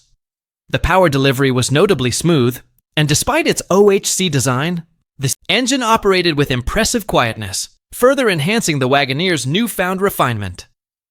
Drivetrain versatility, tailored for every need. The power from the Tornado 230 was seamlessly transferred through a Borg-Warner 3-speed automatic transmission. In our test vehicle, this automatic was paired with a single range transfer case, channeling power to both the front and rear axles. For those who preferred more direct control, models equipped with a 3-speed manual transmission benefited from a dual-range transfer case, offering both high and low gearing for enhanced off-road capability. Furthermore, two-wheel drive variants of the Wagoneer could be optioned with a 3-speed manual overdrive transmission, catering to those prioritizing highway efficiency. Our test car, with its automatic setup, featured the standard 3.73:1 axle ratio, while manual transmission-equipped Wagoneers typically ran a 4.09 rear axle ratio, optimized for their more rugged, work-oriented applications. Surprising performance. More than just a utility vehicle. For a vehicle of its type and size, the Wagoneer's acceleration was remarkably lively, comparing very favorably to many passenger cars of its era. On the test track at Riverside Raceway, it achieved a verified top speed of 90 mph, a truly impressive feat for a 4x4. Its performance in the standing quarter mile clocked in at a respectable 20.5 seconds, reaching a speed of 68 meters. From a standing start, acceleration runs revealed its surprising quickness. 0 to 30 mph in 4.6 seconds, 0.45 meters in 8.8 seconds, and 0.60 meters in 16.1 seconds. These figures were achieved without forced shifts, allowing the automatic transmission to do its work as designed. Maximum speeds at automatic shift points were 31 watt-mph at 4,000 RPM in first gear and 51 1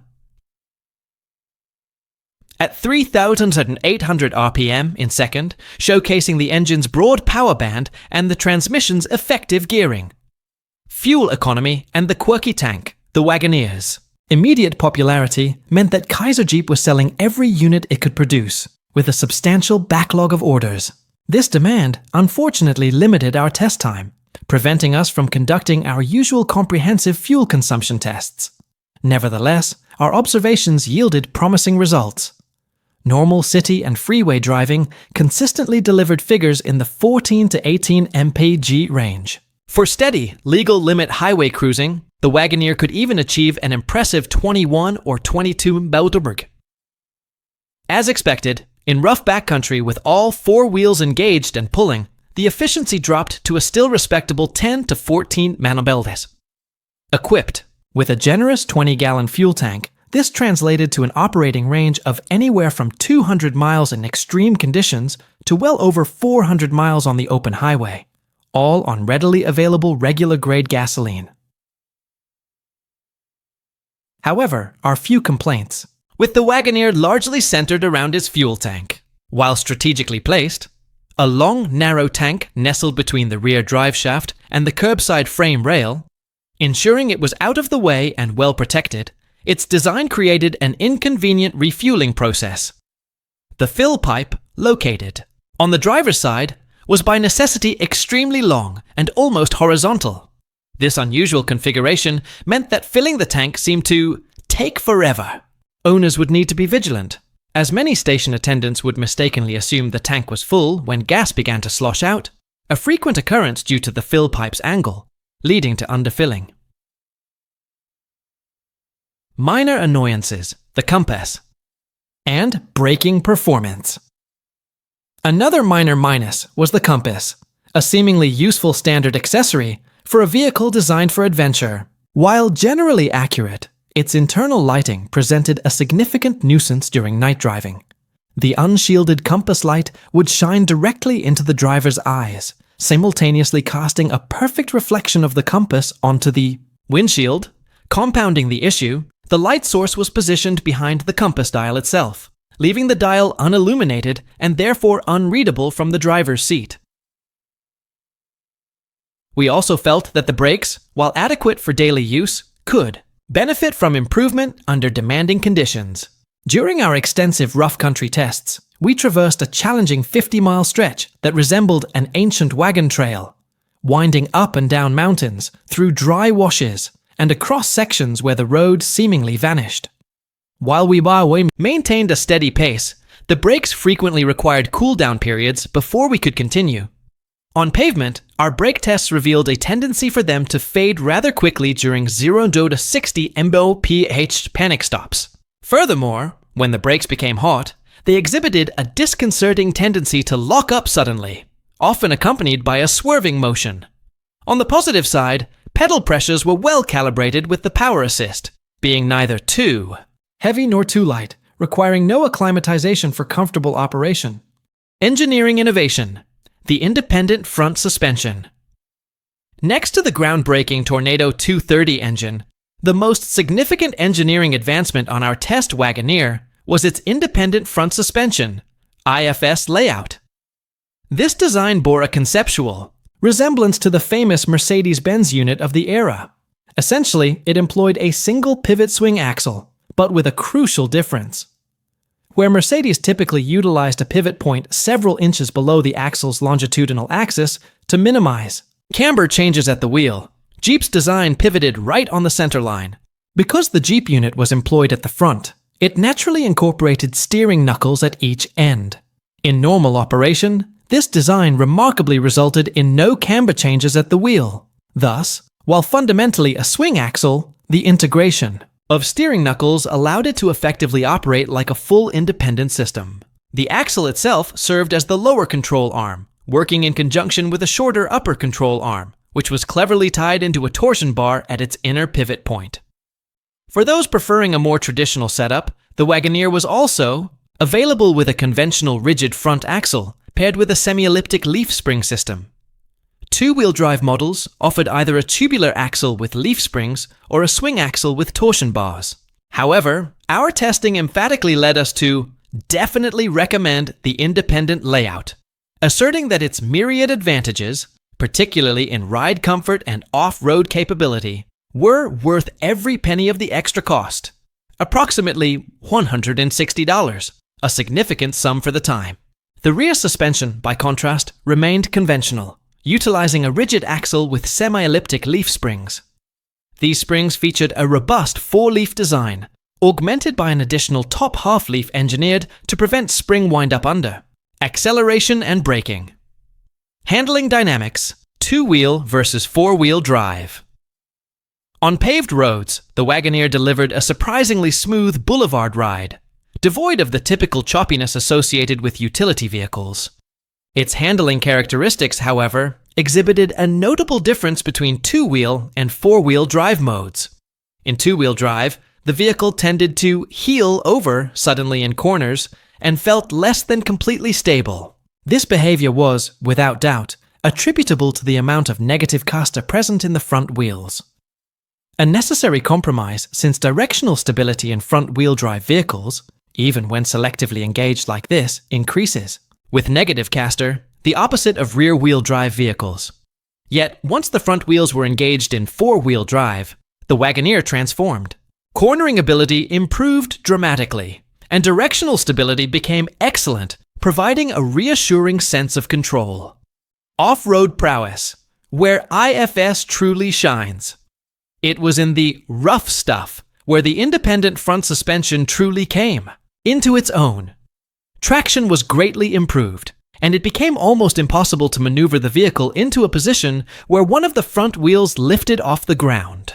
While a vehicle equipped with limited slip differentials front and rear, which the Wagoneer could theoretically benefit from, would be able to maintain forward momentum even with multiple wheels off the ground, our exhaustive efforts to get this Wagoneer into such a predicament proved futile.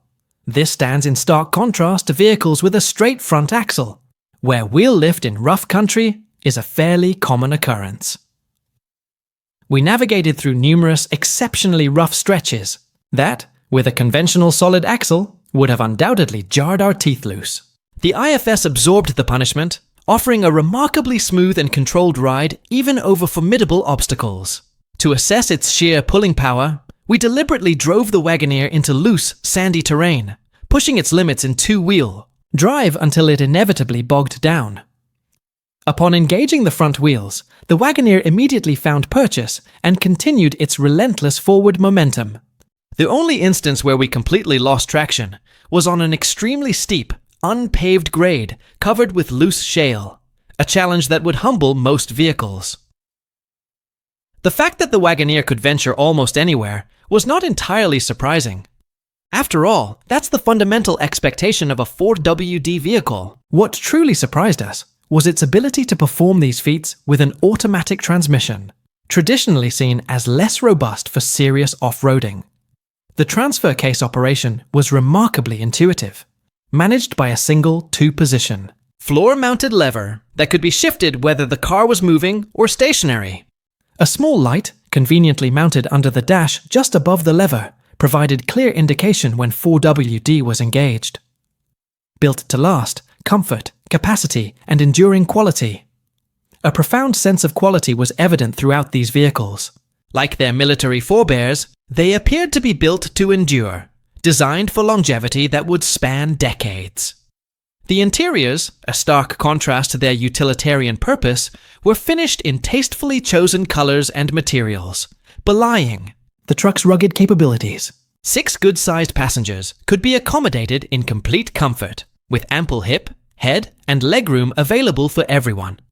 Beyond passenger comfort, the Wagoneer offered substantial cargo space, which could be further expanded by simply folding the rear seat flat, adding to its versatility as a family hauler or a workhorse. The 1963 Jeep Wagoneer was, and remains, a monumental vehicle in automotive history. It wasn't just a 4x4, it was the original blueprint for the modern SUV, expertly blending the rugged capability of a utility vehicle with unprecedented levels of comfort, convenience, and on-road refinement. Its innovative engineering, from the OHC Tornado 230 engine to the groundbreaking independent front suspension, marked a significant departure from tradition and laid the groundwork for a new category of vehicles that would, decades later,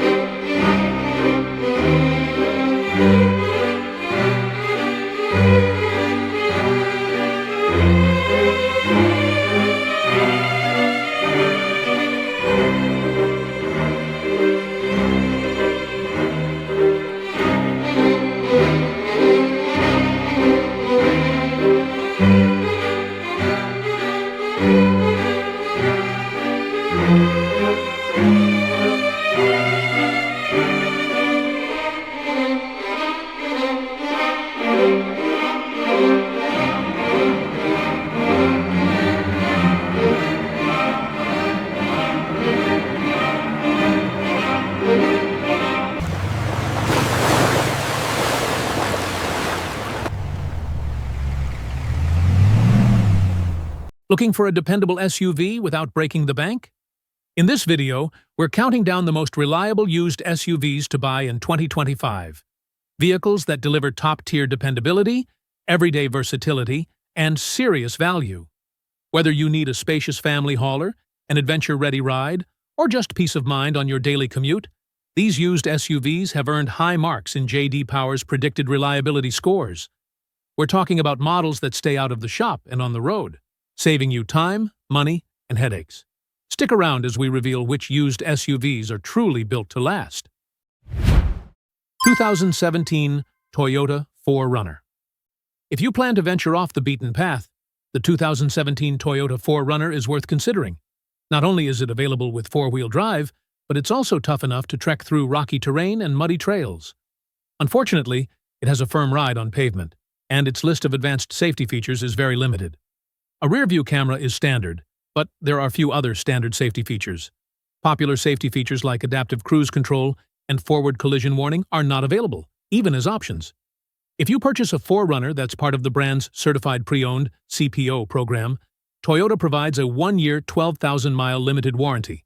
The automaker also extends the powertrain warranty to 7 years or 100,000 miles. 2018 Kia Sorento. The 2018 Kia Sorento is one of the best mid-size SUVs of its time. It has a roomy cabin with premium materials, and its smooth ride makes it excellent for daily driving. On the downside, there's not much third-row seating space. Cargo space also comes up short compared to the competition. The Sorento is easy to live with from day to day. From its easy-to-use infotainment system to its impressive fuel economy, there's a lot to like. It also keeps engine and outside noise at bay. Add in top-notch reliability, and it's easy to see why the Sorento is a popular choice. 2019 Hyundai Kona. Subcompact SUVs are great for running errands around town, and the 2019 Hyundai Kona is one of the best picks in the segment. It has lively driving dynamics and excellent safety ratings. Unsurprisingly, this capable hauler won our 2019 Best Subcompact SUV for the Money Award. The base trim has features including Apple CarPlay, Android Auto, Lane Keep Assist, and driver attention monitoring, and you may be able to find models with optional upgrades such as navigation, a head-up display, and wireless device charging. Hyundai's certified pre-owned warranties are among the best in the business. CPO models come with up to 10 years or 100,000 miles of powertrain coverage. But with such a high predicted reliability score, you might not have much need for it. 2022 Buick Encore.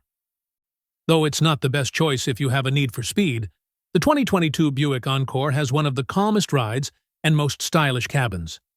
There's no shortage of cabin space, and high seats give this Buick a commanding view of the road. A high predicted reliability score sweetens the pot. Standard features include a 7-inch touchscreen, Apple CarPlay, Android Auto, and a Wi-Fi hotspot. That said, standard safety features are few and far between, and engine power is modest. Models with a certified pre-owned warranty come with up to 6 years or 100,000 miles of powertrain coverage, in addition to a 12-month 12,000-mile bumper-to-bumper warranty. 2022 Lincoln Nautilus. The 2022 Lincoln Nautilus may not handle curves as well as some of its more athletic classmates, but it has a great predicted reliability score and several other standout strengths. This luxury mid-size SUV treats passengers to a deluxe cabin and delivers impressive cargo room for the class. 2 engines are available, and both provide capable acceleration. The Nautilus's relaxed ride makes it a pleasant commuter vehicle. Standard features include dual-zone automatic climate control, a 13.2-inch touchscreen, and blind spot monitoring. Certified pre-owned Lincoln vehicles come with a 6-year 100,000-mile limited warranty, starting from when the new car warranty begins. 2019 Hyundai Santa Fe. Few reliable mid-size SUVs are as well-rounded as the 2019 Hyundai Santa Fe. From its capable engine choices and balanced road manners to its user-friendly tech and excellent safety score, there's a lot to pull shoppers in. The 2-row Santa Fe and 3-row Santa Fe XL have unique strengths. The 2-row variant has standard driver aids such as blind spot monitoring, lane keep assist, and adaptive cruise control. That said, base engine performance is lackluster, and 3rd-row space in the XL model is subpar. Certified pre-owned Hyundai models come with the remainder of the original 5-year, 60,000-mile limited warranty and the rest of the 10-year, 100,000-mile powertrain warranty. 2020 Kia Soul. There is more passenger and cargo space in the 2020 Kia Soul than you might expect from a subcompact SUV. Its boxy design yields an airy cabin with ample headroom and plenty of storage room. Both rows offer plenty of legroom, even for taller passengers. Standard features include a 7-inch touchscreen, Android Auto, and Apple CarPlay. The available turbocharged engine offers plenty of gusto, but the base engine is more dependable than powerful. Fuel economy is about average for the segment. A certified pre-owned Soul comes with a 5-year, 60,000-mile basic warranty and a 10-year, 100,000-mile powertrain warranty, effective from the date of the original warranty. 2021 BMW X4. The 2021 X4 is worth a close look, especially if you value agile handling, a high predicted reliability score, and rapid acceleration. However, it has a bit less cargo room than some competitors, so it's not the best pick if utility is paramount. This luxury compact SUV comes with standard features such as a 10.25-inch touchscreen, navigation, Apple CarPlay, Android Auto, and Tri-Zone automatic climate control. All models have driver aids including rain-sensing windshield wipers, front and rear parking sensors, and adaptive cruise control. BMW covers certified pre-owned models with a 1-year warranty with unlimited miles after the original 4-year 50,000-mile warranty expires. 2019 Hyundai Tucson. The 2019 Hyundai Tucson is a compact SUV with a serene cabin and a poised ride. It comes standard with desirable features such as Apple CarPlay, Android Auto, and driver attention monitoring. You may be able to find a model equipped with luxurious upgrades that include a heated steering wheel, leather upholstery, and heated front and rear seats. This Hyundai has a few shortcomings, including meager engine power, below-average fuel efficiency, and subpar cabin quality. It also has less cargo room than other models in its class. Certified pre-owned Tucson models come with a powertrain warranty lasting up to 10 years or 100,000 miles. That, along with an impressive predicted reliability score, adds peace of mind. 2020 BMW X6. Despite lofty ownership costs and below-average cargo space, the redesigned 2020 BMW X6 offers more than just a top-tier predicted reliability score. With potent powertrains and world-class cabin quality, the X6 aims to impress drivers and passengers alike. The cabin offers ample room to stretch out, making it a nice place to spend time. All models have attractive standard features such as navigation, a 12.3-inch touchscreen, heated front seats, and a panoramic moonroof. On the downside, the infotainment features take some getting used to. BMW's CPO program covers buyers for 1 year with unlimited mileage after the 4-year 50,000-mile new vehicle warranty expires. 2022 Buick Encore GX. Buick introduced the Encore GX with the 2020 model. This subcompact SUV provides solid room for passengers and cargo, and its gentle ride makes it a pleasant daily driver. Base models offer a generous selection of standard equipment, including an 8-inch touchscreen, a Wi-Fi hotspot, and Android Auto and Apple CarPlay. However, engine power comes up short, as does the number of standard safety features. Despite those shortcomings, it earns respectable marks for predicted reliability. If you purchase a vehicle that's part of Buick's CPO program, you'll get coverage lasting 6 years or 100,000 miles from the start of the original warranty, plus a 1-year 12,000-mile bumper-to-bumper limited warranty that kicks in after the new car coverage expires. Thanks for watching. If you're in the market for a used SUV in 2025, choosing one with a proven reliability record can save you thousands in the long run. These models aren't just affordable. They're smart, durable, and trusted by real drivers year after year. Which SUV on our list would you choose? Let us know in the comments below. Don't forget to like, subscribe, and hit the bell for more expert car buying tips, rankings, and reviews. Until next time, drive safe.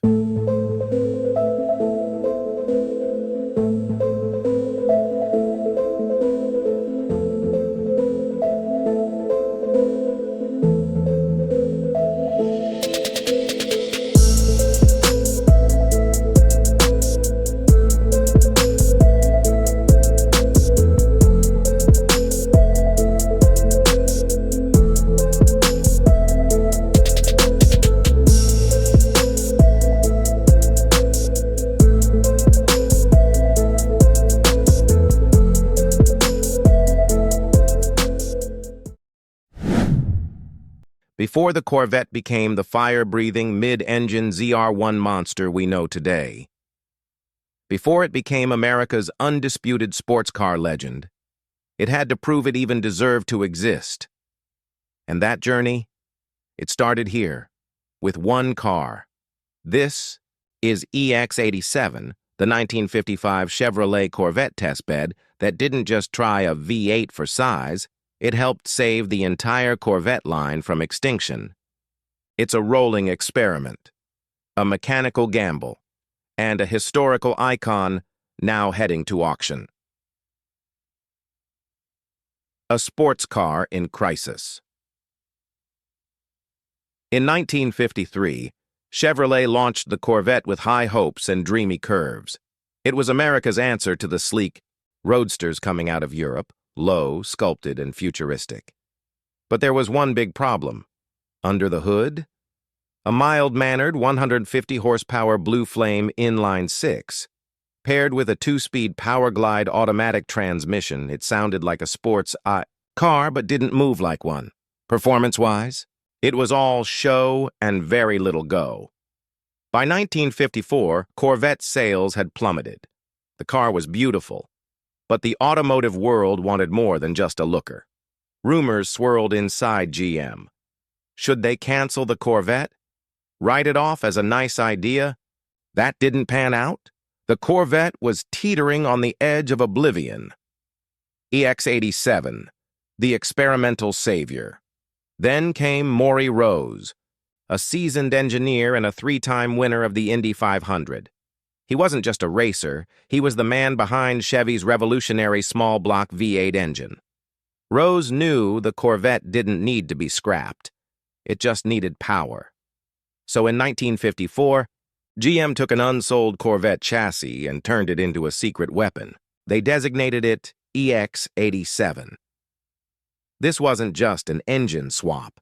Rose dropped in a hand-built 307 cubic inch V8 prototype and swapped in a manual transmission for full driver control. He reworked the suspension, upgraded the brakes, and reinforced the frame. This was no longer a showroom cruiser. It was a track-bound missile.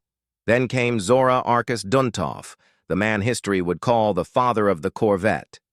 Rose handed EX87 off to Zora, and he took it to GM's Arizona proving grounds and pushed it past a 160-mile Mopar.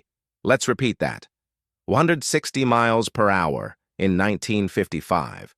That wasn't just fast. That was revolutionary. The DNA of every Corvette since Duntov's. High-speed runs with EX87 proved what no executive memo ever could. The Corvette had potential.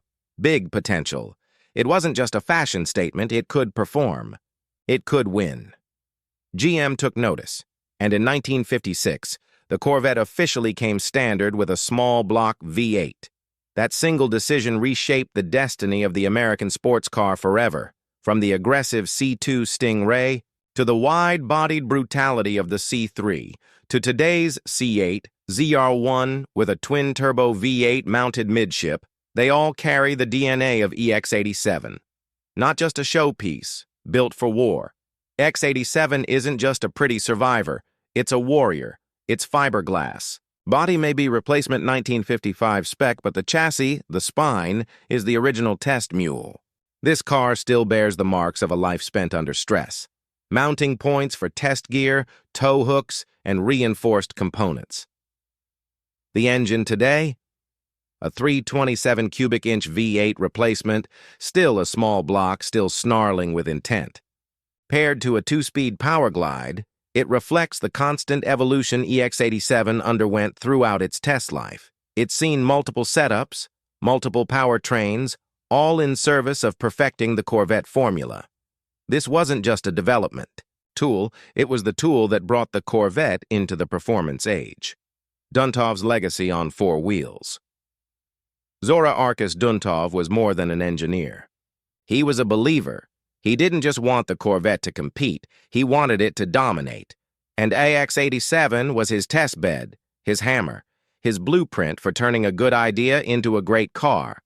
His 160 Motorrace run in AX87 wasn't a stunt. It was a statement.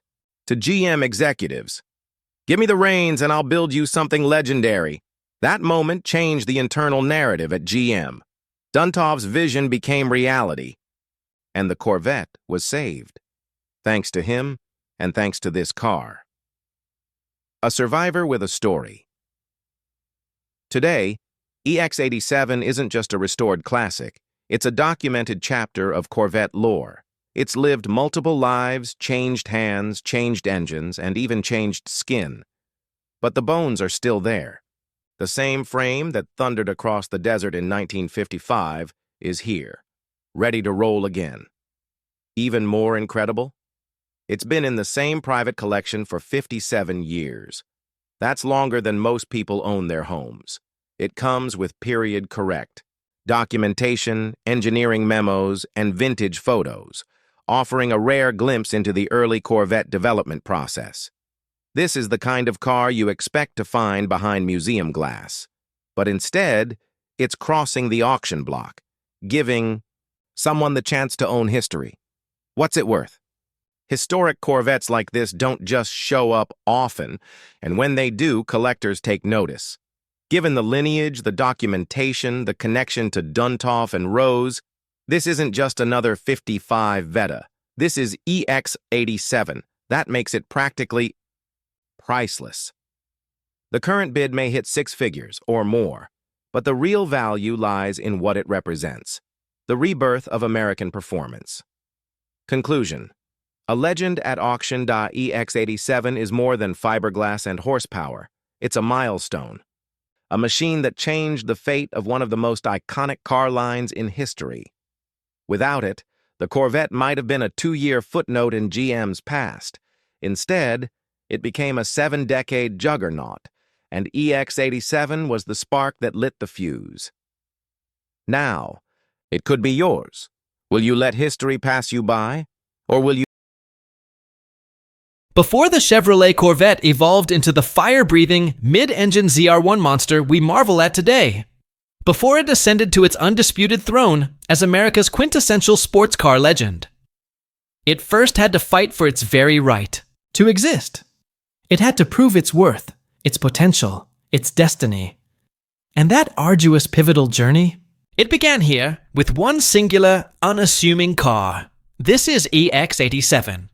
The 1955 Chevrolet Corvette test bed that didn't merely try a V8 engine for size, it was the mechanical crucible that helped snatch the entire Corvette line from the precipice of extinction. It is a rolling experiment, a bold mechanical gamble, and an irreplaceable historical icon now poised to cross the auction block, offering a once-in-a-lifetime opportunity to own a piece of automotive salvation. The year was 1953.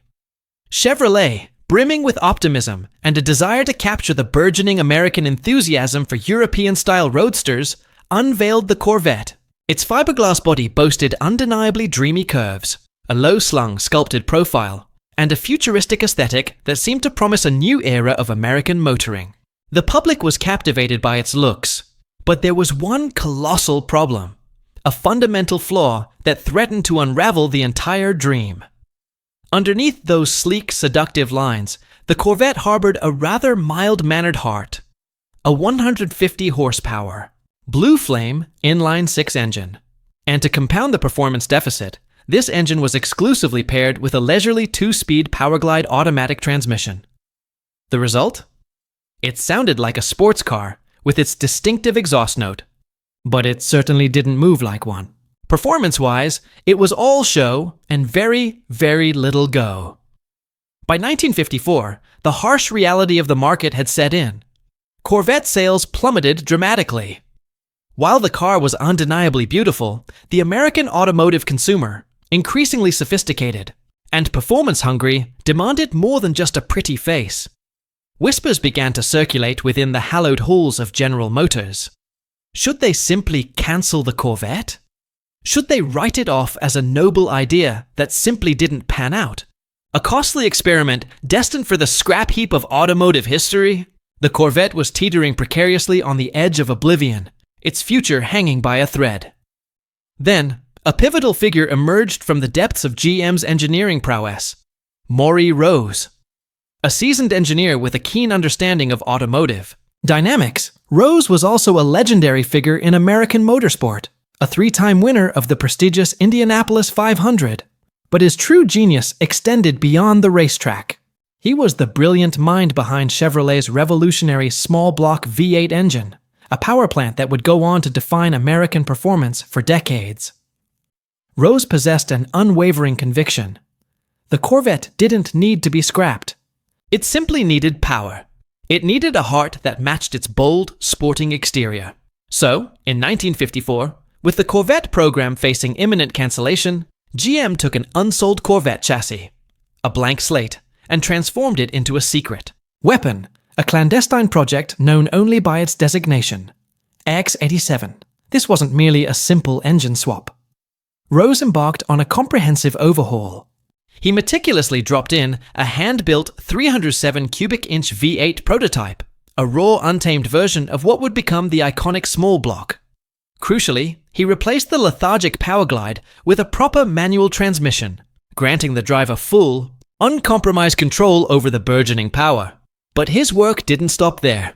He meticulously reworked the suspension to handle the increased forces, upgraded the brakes for improved stopping power, and reinforced the frame to withstand the rigors of high-speed testing. This was no longer a showroom cruiser. It was being meticulously transformed into a track-bound missile, purpose-built for extreme performance evaluation. The stage was set for another legend to enter the fray, Zora Arcus Duntov, the brilliant Belgian engineer whose relentless pursuit of performance would earn him the revered title of the father of the Corvette, was handed the keys to EX87 by Maury Rose. Duntov, a man driven by speed and an unshakable belief in the Corvette's potential, took EX87 to GM's sprawling Arizona proving grounds. What transpired next was nothing short of revolutionary. Duntov pushed EX87 to its absolute limits, achieving speeds that were simply unheard of for an American production car of that era. He pushed it past 160 miles per hour. Let that sink in for a moment. 160 miles per hour in 1955. This wasn't just fast. It was a seismic shift in the perception of what an American sports car could be. It was a declaration, a thunderous statement that echoed through the automotive world. Duntov's high-speed runs with EX87 weren't just thrilling demonstrations of raw power, they were irrefutable proof. They achieved what no executive memo, no marketing presentation, no theoretical discussion ever could. They unequivocally demonstrated the Corvette's true, untapped potential. It wasn't merely a stylish fashion statement. It could perform, it could compete, and crucially, it could win. GM executives, witnessing this undeniable performance, took notice. Big notice. The decision was made. In 1956, a mere year after, X87's groundbreaking tests, the Chevrolet Corvette, officially came standard with a small block V8 engine. That single pivotal decision reshaped the destiny of the American sports car forever. From that moment forward, every subsequent iteration of the Corvette, from the aggressive sculpted lines of the C2 Stingray, to the wide-bodied brutality and raw power of the C3, all the way to today's cutting-edge C8 ZR1, with its twin-turbo V8 mounted midship, a configuration once unimaginable for a Corvette.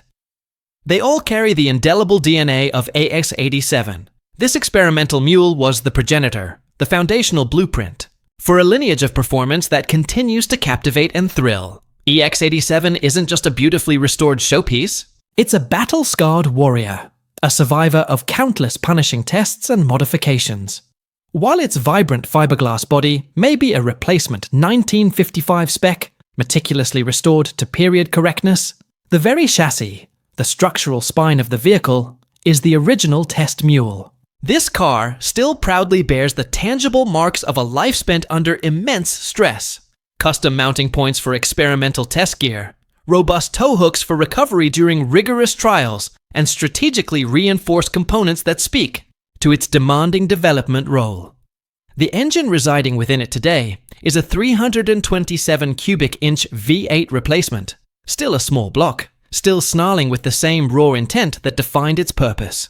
paired, interestingly, to a 2-speed power-glide transmission. This configuration reflects the constant evolution and myriad setups EX87 underwent throughout its extensive test life.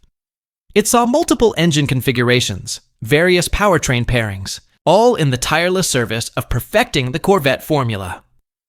This wasn't just a passive development tool. It was the active, dynamic instrument that propelled the Corvette into the performance age, transforming it from a stylish cruiser into a formidable contender. Zora Arkus Duntov was more than just an engineer. He was a visionary, a relentless believer in the Corvette's inherent potential. He didn't merely want the Corvette to compete. He envisioned it dominating. And EX87 was his personal testbed, his ultimate hammer, his living blueprint for transforming a promising idea into an automotive legend. His legendary 160 mph run in EX87 wasn't a mere stunt or a fleeting moment of bravado. It was a powerful, undeniable statement delivered directly to the GM executives. "Give me the reins," he implicitly declared, "and I will build you something truly legendary." That single moment, that visceral demonstration of capability, fundamentally altered the internal narrative at GM. Duntov's audacious vision began to materialize, and the Corvette, teetering on the brink, was unequivocally saved. All thanks to his unwavering belief, his engineering genius, and the tireless work performed by this very car. Today, EX87 isn't just a meticulously restored classic. It's a living, breathing chapter of Corvette lore. It has lived multiple lives, changed hands, seen various engine and transmission configurations, and even changed its exterior skin. Yet, the fundamental bones are still there. The very same frame that thundered across the Arizona desert at breakneck speeds in 1955 is here, remarkably preserved and ready to roll once more. Even more incredibly, this irreplaceable piece of history has resided in the same private collection for an astonishing 57 years. That's a tenure longer than most people own their homes, a testament to its previous owner's understanding of its profound significance. It comes accompanied by a treasure trove of period-correct documentation, original engineering memos, and rare vintage photos, offering an unparalleled, intimate glimpse into the earliest and most critical stages of the Corvette's development. Process. This is the kind of car you expect to find enshrined behind museum glass, a static monument to innovation. But instead, it's crossing the auction block, offering a fortunate individual the extraordinary chance to not just own history, but to possess the very vehicle that shaped it. So, what is a car like this truly worth? Historic Corvettes of this caliber, with such unimpeachable provenance, simply do not appear on the market often. And when they do, the world's most discerning collectors take immediate, intense notice. Given its direct lineage, the meticulous documentation confirming its identity, and its undeniable connection to two titans of automotive engineering, Maury Rose and Zora Arkus Duntov, this isn't just another 55 Vetta. This is the X87 that makes it, in a very real sense, practically priceless. While the current bidding may already be soaring into six figures and could easily climb far beyond, the true, immeasurable value lies not in its monetary figure, but in what it represents. The dramatic rebirth of American performance, the moment a struggling dream transformed into an automotive dynasty. EX87 is far more than mere fiberglass and horsepower. It is a pivotal milestone, a singular machine that irrevocably altered the fate of one of the most iconic and enduring lines in automotive history. Without it, the Chevrolet Corvette might have been nothing more than a 2-year footnote in GM's vast and storied past. Instead, thanks to this experimental warrior, it became a 7-decade juggernaut, a symbol of American ingenuity and performance, that continues to push boundaries. EX87 was the spark that lit that magnificent fuse. Now, this irreplaceable piece of history could be yours. Will you let this extraordinary chapter of automotive lore simply pass you by? Or will you seize the opportunity to drive it home? In 1958, Elvis still weighed under 200 pounds. The Bridge on the River Kwai ruled the box office, and kids suddenly worried Sputnik might be spying on their backyard adventures. Meanwhile, Ford Motor Company unveiled the most hyped car in its history, the Edsel. Promised to be a miracle of modern design, it was more than a car. It was supposed to be a revolution. This is the story of a chrome-plated dream that turned into an American punchline, of optimism, architecture, absurdity, and the car that launched 1,000 jokes. But to understand why the Edsel flopped so hard, we have to first understand the culture that created it. Los Angeles in the late 50s wasn't just a city, it was Tomorrowland with smog. Drive-through car washes looked like flying saucers. Gas stations resembled space stations. Diners, motels, and even bra stores were designed like they were about to blast off to Mars. Want breakfast? Drive to a restaurant shaped like a giant donut. Shopping for records? Head to a building that is a stack of records. This was the heyday of Googie architecture, a wild, neon-lit celebration of the jet age, born in LA and soon plastered across America. It screamed optimism, it oozed style. It had no chill whatsoever. At the center of this atomic age aesthetic was one thing everyone in post-war America adored: the car. Cars weren't just transportation, they were lifestyle, identity, and even romance on wheels. Ford knew that, and they wanted in, big time. Ford spent 2 years teasing it, promoting it like it was part Cadillac, part rocket ship, part magic. Carpet. Ads promised more you ideas. It was supposed to leapfrog GM's Buick, Oldsmobile, and Pontiac brands with power, style, and innovation. The Edsel debuted in 1957 as a 1958 model, and it turned heads. Just not in the way Ford hoped. Its now infamous horse-collar grille quickly earned comparisons not fit for polite company. The design was polarizing and not in a good way. One ad boldly declared, "The Edsel look is here to stay." It was in junkyards. Within a year, Ford had redesigned the grille. By 1960, they'd shrunk it to near invisibility, and just 3 years after its grand Hollywood-level debut, the Edsel was dead. But if there was one place where the Edsel almost made sense, it was Los Angeles. So we took a 1958 Edsel Ranger for a spin through the neon jungle of LA. Not our Edsel, of course. We rented one from a movie car supplier. Still, it roared to life like a champ, the 361 cubic inch V8 pumping out 400 lb-ft of torque. No power steering, no power brakes, just 2 tons of steel and a steering wheel the size of a manhole cover, making a 3-point turn in Beverly Hills. Felt like trying to wrestle a gorilla in a phone booth. We stopped for a dog at Tailo the Pup, a roadside stand shaped like a giant hot dog that Orson Welles used to frequent. Then we rolled past the Capitol Records building, a circular office tower supposedly not shaped like a stack of vinyl records. Sure, and the White House was designed to resemble a coffee mug. Our Edsel had push-button shifting, a horizontal rolling. Dome speedometer and enough chrome to blind a satellite. It was weird. It was bold. It belonged. Cruising through vintage LA, we hit all the mid-century marvels. The Formosa Cafe, a 1920s gem turned 50s Hollywood hotspot, frequented by real stars like Lana Turner and her not-so-lucky boyfriend, Johnny Stompanato.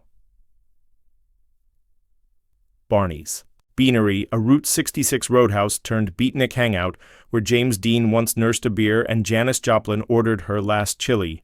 And the gas stations, like Jack Colker's Union 76, with its massive swooping canopy and Jetsons-worthy design. If you ignore the 6-a-gallon price on premium, it still feels like 1958. And finally, Norm's Coffee Shop on La Cienega. Designed in 1957 by Googie legends Armette and Davis, it's all neon glass and space-age swagger. The Edsel looked like it belonged there, at least until a Tesla pulled in next to us. Part 5. What really killed the Edsel? 9. Isakatu 11. So what really killed the Edsel? Was it the design, the economy, the quality? Try corporate politics. Ford's grand plan involved 3 shared vehicle platforms across 5 brands. But things started falling apart when engineer Earl McPherson made the 1958 Lincoln a unibody design, syncing plans for a higher-end Mercury. Then came Robert McNamara, Ford executive and future Secretary of Defense. He hated the Edsel and quietly gutted its budget. One day after its launch, he was promoted to Group Vice President. Shortly after, Edsel's future was whittled down to a redesigned grille for 1960. In short, Ford didn't just abandon the Edsel, they sabotaged it. Author Thomas E. Bonsall nailed it in Disaster in Dearborn. If Ford Motor Company management wasn't willing to invest several years of effort in the Edsel, they didn't deserve to succeed. And that, my friends, was our time-traveling cruise through the glittering chrome neon lights and rocket-fin dreams of 1958 Los Angeles, a city that didn't just embrace the future, it wrapped it in fluorescent lights, tiki torches, and flying saucer car washes. The Ford Edsel may be remembered today as a failure, but in many ways it was the perfect symbol of its era. Bold, flashy, overpromised, and misunderstood. It wasn't just a car, it was a rolling monument to a moment in American history when optimism wasn't just a feeling, it was a marketing strategy. Sure, the Edsel flamed out fast, but not before leaving tire tracks all over the pop culture highway. And Googie architecture? Though most of it faded under the gray skies of the 1960s and beyond, its spirit lives on. Every time you walk into a retro diner with a slanted roof, sip coffee under a neon sign shaped like Saturn, or catch a classic flick on Hollywood Boulevard, you're tapping into the goofy, glorious hopefulness of mid-century America. A time when the future looked like a spaceship and coffee cost a dime. Today, that optimism still lingers in the corners of LA, if you know where to look. The Tale o' the Pup, the Capitol Records Tower, Norm's Coffee Shop, they're not just places. They're living postcards from a time when we believed anything was possible, and style mattered just as much as substance. So next time you see a photo of the Edsel or drive past an old Googie building, don't just laugh at the quirks. Tip your cap, because these relics weren't just design experiments, they were dreams. And dreams, even the ones that stall out on the freeway of history, are what keep us moving forward.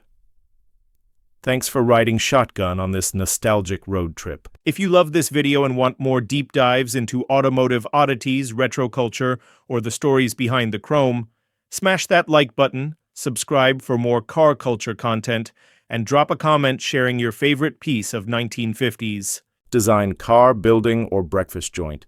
Until next time, keep your tank full, your fins high, and your eyes on the open road. This is Bike and Car Saga, signing off from the driver's seat of history. Until next time, stay nostalgic, stay curious. Hey gearheads and classic car enthusiasts, welcome back to the channel. Today, we're not just talking about muscle cars. We're delving into the very genesis of one of the greatest rivalries in automotive history. Look at these beauties. On my left, the iconic 1967 Ford Mustang GT390. And on my right, the equally legendary, freshly minted 1967 Chevrolet Camaro RS SS 350. This wasn't just another model year. This was the year. 1967 marked the beginning of a battle that would define American muscle for generations to come. Ford versus Chevy. Mustang versus Camaro. It's a rivalry with the same emotional pull as Mac versus PC, Coke versus Pepsi, Army versus Navy. And today, we're going back to round one of this epic showdown. But how did we get here? To truly appreciate this rivalry, we need to rewind a bit. The early 1960s saw the first wave of baby boomers coming of age. Market research was screaming one thing. These young buyers weren't interested in their parents' sedans. They wanted to express themselves. They wanted style. And crucially, they wanted it on a budget. The big three, Ford, GM, and Chrysler, all heard the message. To keep costs down, manufacturers leveraged their compact car platforms, initially introduced in 1960, to fight off the surge of imported small cars. Plymouth had the Valiant, Ford the Falcon. Chevrolet, ever the innovator, went with the more daring rear-engine, air-cooled Corvair. Now, the Corvair wasn't exactly a runaway success initially, with the Falcon outselling it significantly. However, something shifted. In mid-1960, the Corvair Monza arrived. By bolting in bucket seats and adding some sporty trim, GM accidentally stumbled upon what the boomers really wanted. The Monza quickly became the young person's cool car, accounting for 80% of Corvair sales by 1963. This success didn't go unnoticed. The 1964 Falcon-based Mustang and Valiant-based Barracuda were direct responses to the Monza's surprising popularity. Now, you might think GM would have been quick to respond to the emerging pony car segment. But it wasn't that simple. Chevrolet, design chief Irv Ribicki, had already floated the idea of a cut-rate personal coupe. Essentially, a shrunken Riviera for a Chevy budget. GM design boss Bill Mitchell liked the idea so much, he set up a secret studio in a warehouse, giving birth to Project XP836. Riding on the Chevy 2 platform, the clay model had proportions eerily similar to what the Mustang would eventually become. But Chevy boss Bunky Knudsen, looking at Chevy's already vast lineup, the Corvette, the Corvair Monza, the Chevy 2, the Chevelle, and a broad, full-size range, felt another new car was the last thing they needed or could afford. Can you blame him? They had the sporty Spectrum covered, or so they thought. Then the Mustang arrived, and it didn't just sell, it exploded. It became more popular than sex and chocolate combined, and sales of the Corvair Monza, Chevy's once-hot youth car, plunged by a third in 1964. Initially, GM brass were unimpressed, seeing it as an angular, unimaginative design. They were confident their sleek, Euro-styled 1965 Corvair replacement could hold its own. But when dealers signed 26,000 Mustang orders on the first day and 100,000 units sold in just 4 months, Chevy had to swallow its pride. The green light was given. Development of a conventional front-engine, rear-drive competitor, codenamed F-Body, was fast-tracked. The mandate was clear. Make it longer, lower, wider, faster, and better in every single way. The secret warehouse project resumed with a vengeance. The Erzbarnest F-Car, which would become the Camaro, was designed to share its architecture with the 1968 Chevy 2 Nova replacement. This innovative design combined a unit body rear section bolted to a front stub frame via tuned rubber mounts. The result? The packaging efficiency of a unit body with the ride and powertrain isolation of a traditional body-on-frame car. And, for the first time at Chevy, computers were used to help tune the aerodynamics and suspension. Talk about cutting edge for 67! Dimensionally, the F-Car measured several inches longer and wider than the original Mustang. And initially, its engine. Offerings trumped the power of its closest Mustang rivals.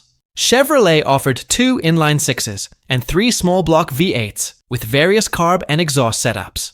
And then, in November 1966, came the big guns. A pair of 396-cube big block options. Chevy understood that the key to winning over the boomers was customization. The order sheet was staggering. 80 factory options and 40 dealer accessories. As the full 1966 launch date loomed, only one thing remained: a name for Chevy's Mustang killer. Panther, Nova, Chaparral, all were considered and rejected. After mining foreign language dictionaries, the name Camaro won the day. Chevy officially defined it as French slang for companion. Though I hear Ford had a different, more amusing definition. A type of sea shrimp. You gotta love the rivalry. Now, Detroit was a small town, and Ford had ample time to prepare for the Camaro's arrival. After cranking out 1 million Mustangs, their tooling was shot anyway. So, they decided to refresh and strengthen their champion. To stay ahead in the power wars, Ford added the formidable 390 big block option. But fitting that beast required stretching the front end by 2 inches and widening the car by 2.7 inches. They also widened the track by 2.5 inches and raised the front suspension's roll center, significantly improving handling. Interior space even increased marginally. Stylists preserved the original design elements but embellished them, stretching the hood, widening the grille, deepening the side scallops, and extending the fastback's roofline all the way to the rear. The 1967 Mustang was a more mature, more muscular version of its former self. So, how did the upstart Camaro fare against the million-strong Mustang? Initial impressions were mixed, primarily because Motor Trend ran their first driving impressions in December 1966, but with different authors at separate venues. no direct comparisons were made. The Mustang GT390, with its enlarged front anti-roll, bar and stiffened springs, was praised for its quieter ride and improved handling, though it remained a heavy understeerer. And that big block? It produced major axle tramp on full power launches. The Camaro RS SS3F50's standard traction bar helped reduce wheel hop, though later Camaros would adopt staggered shocks for a more complete cure. But excessive tire spin demanded a light touch at launch. The front disc brakes also required delicate footwork to avoid locking up. Stops from 60 mph took 156 feet for the Camaro, compared to the GT390's impressive 134 feet. So, initial braking advantage to Ford. It wasn't until May 1967 that all the ponies were finally gathered for a comprehensive test. This time, the Mustangs understeered the most, while the Camaros understeered the least. The V8 Chevys were also prone to throttle oversteer, which for a skilled driver could be a lot of fun. The Camaro felt the most agile in tight, twisty maneuvers. However, its 2-speed automatic transmission drew loud criticism. Inside, we dinged the Mustang for its unlighted ventilation controls that only the driver could reach. The Camaro, on the other hand, took heat for its lack of instrumentation and the low mounting location of its auxiliary gauges. In that particular head-to-head, no outright winner was declared, but if you read between the lines, the Camaro seemed to be the favorite. Car and Driver compared the Trans Am Racing homologation versions, the Camaro Z28 and the tunnel port, Mustang. The Z28 got the nod, outperforming the Mustang in acceleration, 13.8 versus 14.0 in the quarter mile, and braking, 1.02 versus 0.86 G. However, Road and Track chose a 289-powered Mustang over its 327-cube Camaro competitor, judging the soft-riding Camaro to be, frankly, a disappointment. So, it really depended on the trim, the setup, and the reviewer's preference.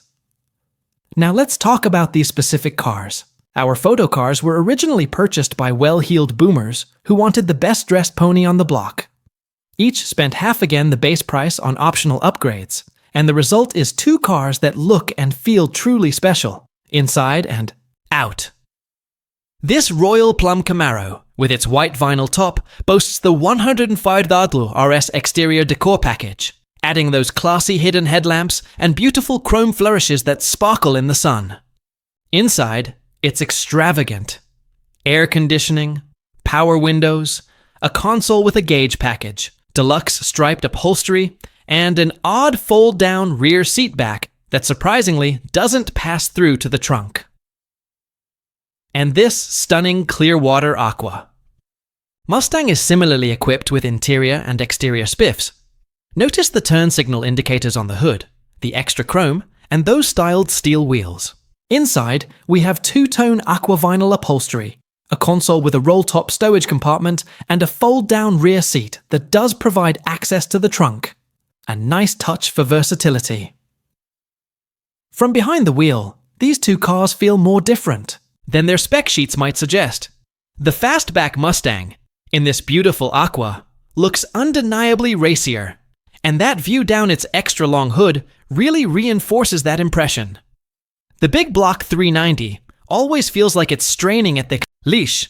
Its 3-speed C6 automatic transmission is ready to make the most of the available torque, though the 3.0-0.1 axle ratio is definitely geared more for economical cruising than for jackrabbit starts. The overboosted power steering, typical of the era, transmits little road feel, but the heavy springs and shocks do an excellent job of controlling body motions. This GT traverses bumps and dips without losing its composure, feeling solid and planted on the road. Now this restored 57,000-mile Camaro feels tight and carefully assembled, despite the beating it takes from its period-correct Firestone wide O-oval bias ply tires, which offer little cushioning over rough roads. The venerable 350 small block exhales a sonorous burble through the SS350's dual deep-tone mufflers. It accelerates briskly at lower speeds, but that 2-cog power glide slush box is definitely a liability. Shifts are smooth on acceleration, but it clunks into low gear when slowing to a stop. Frankly, the 396 big block with a turbo hydromatic 3-speed would have been a much better match for the 390 Mustang. The steering and brakes feel even more overboosted than the Mustangs, but that's all part of the charm of a 1960s pony car. So who won the first round? It's tough to say definitively. Both cars had their strengths and weaknesses. The Mustang had the head start, the established popularity, and a slightly more refined big block experience. The Camaro brought a fresh, agile feel and incredible customization options to the table. Ultimately, both carved out their own legions of fans. Today, while rare option Z28s and Shelby GT3 500 variants are gaveling stratospheric prices at auction, more mainstream models like these are still surprisingly affordable. For $30,000 to $35,000, you can get a solid driver that's easy to maintain and repair, and loads of fun at cruise nights. These cars aren't just investments, they're experiences. The 1967 Ford Mustang GT390 and the Chevrolet Camaro RS SS 350. They were the opening salvo in a rivalry that continues to this day. They captivated a generation, and they continue to inspire awe. Which one is your favorite from this first battle? Let me know in the comments below. Pan over both cars. One last time with the music swelling.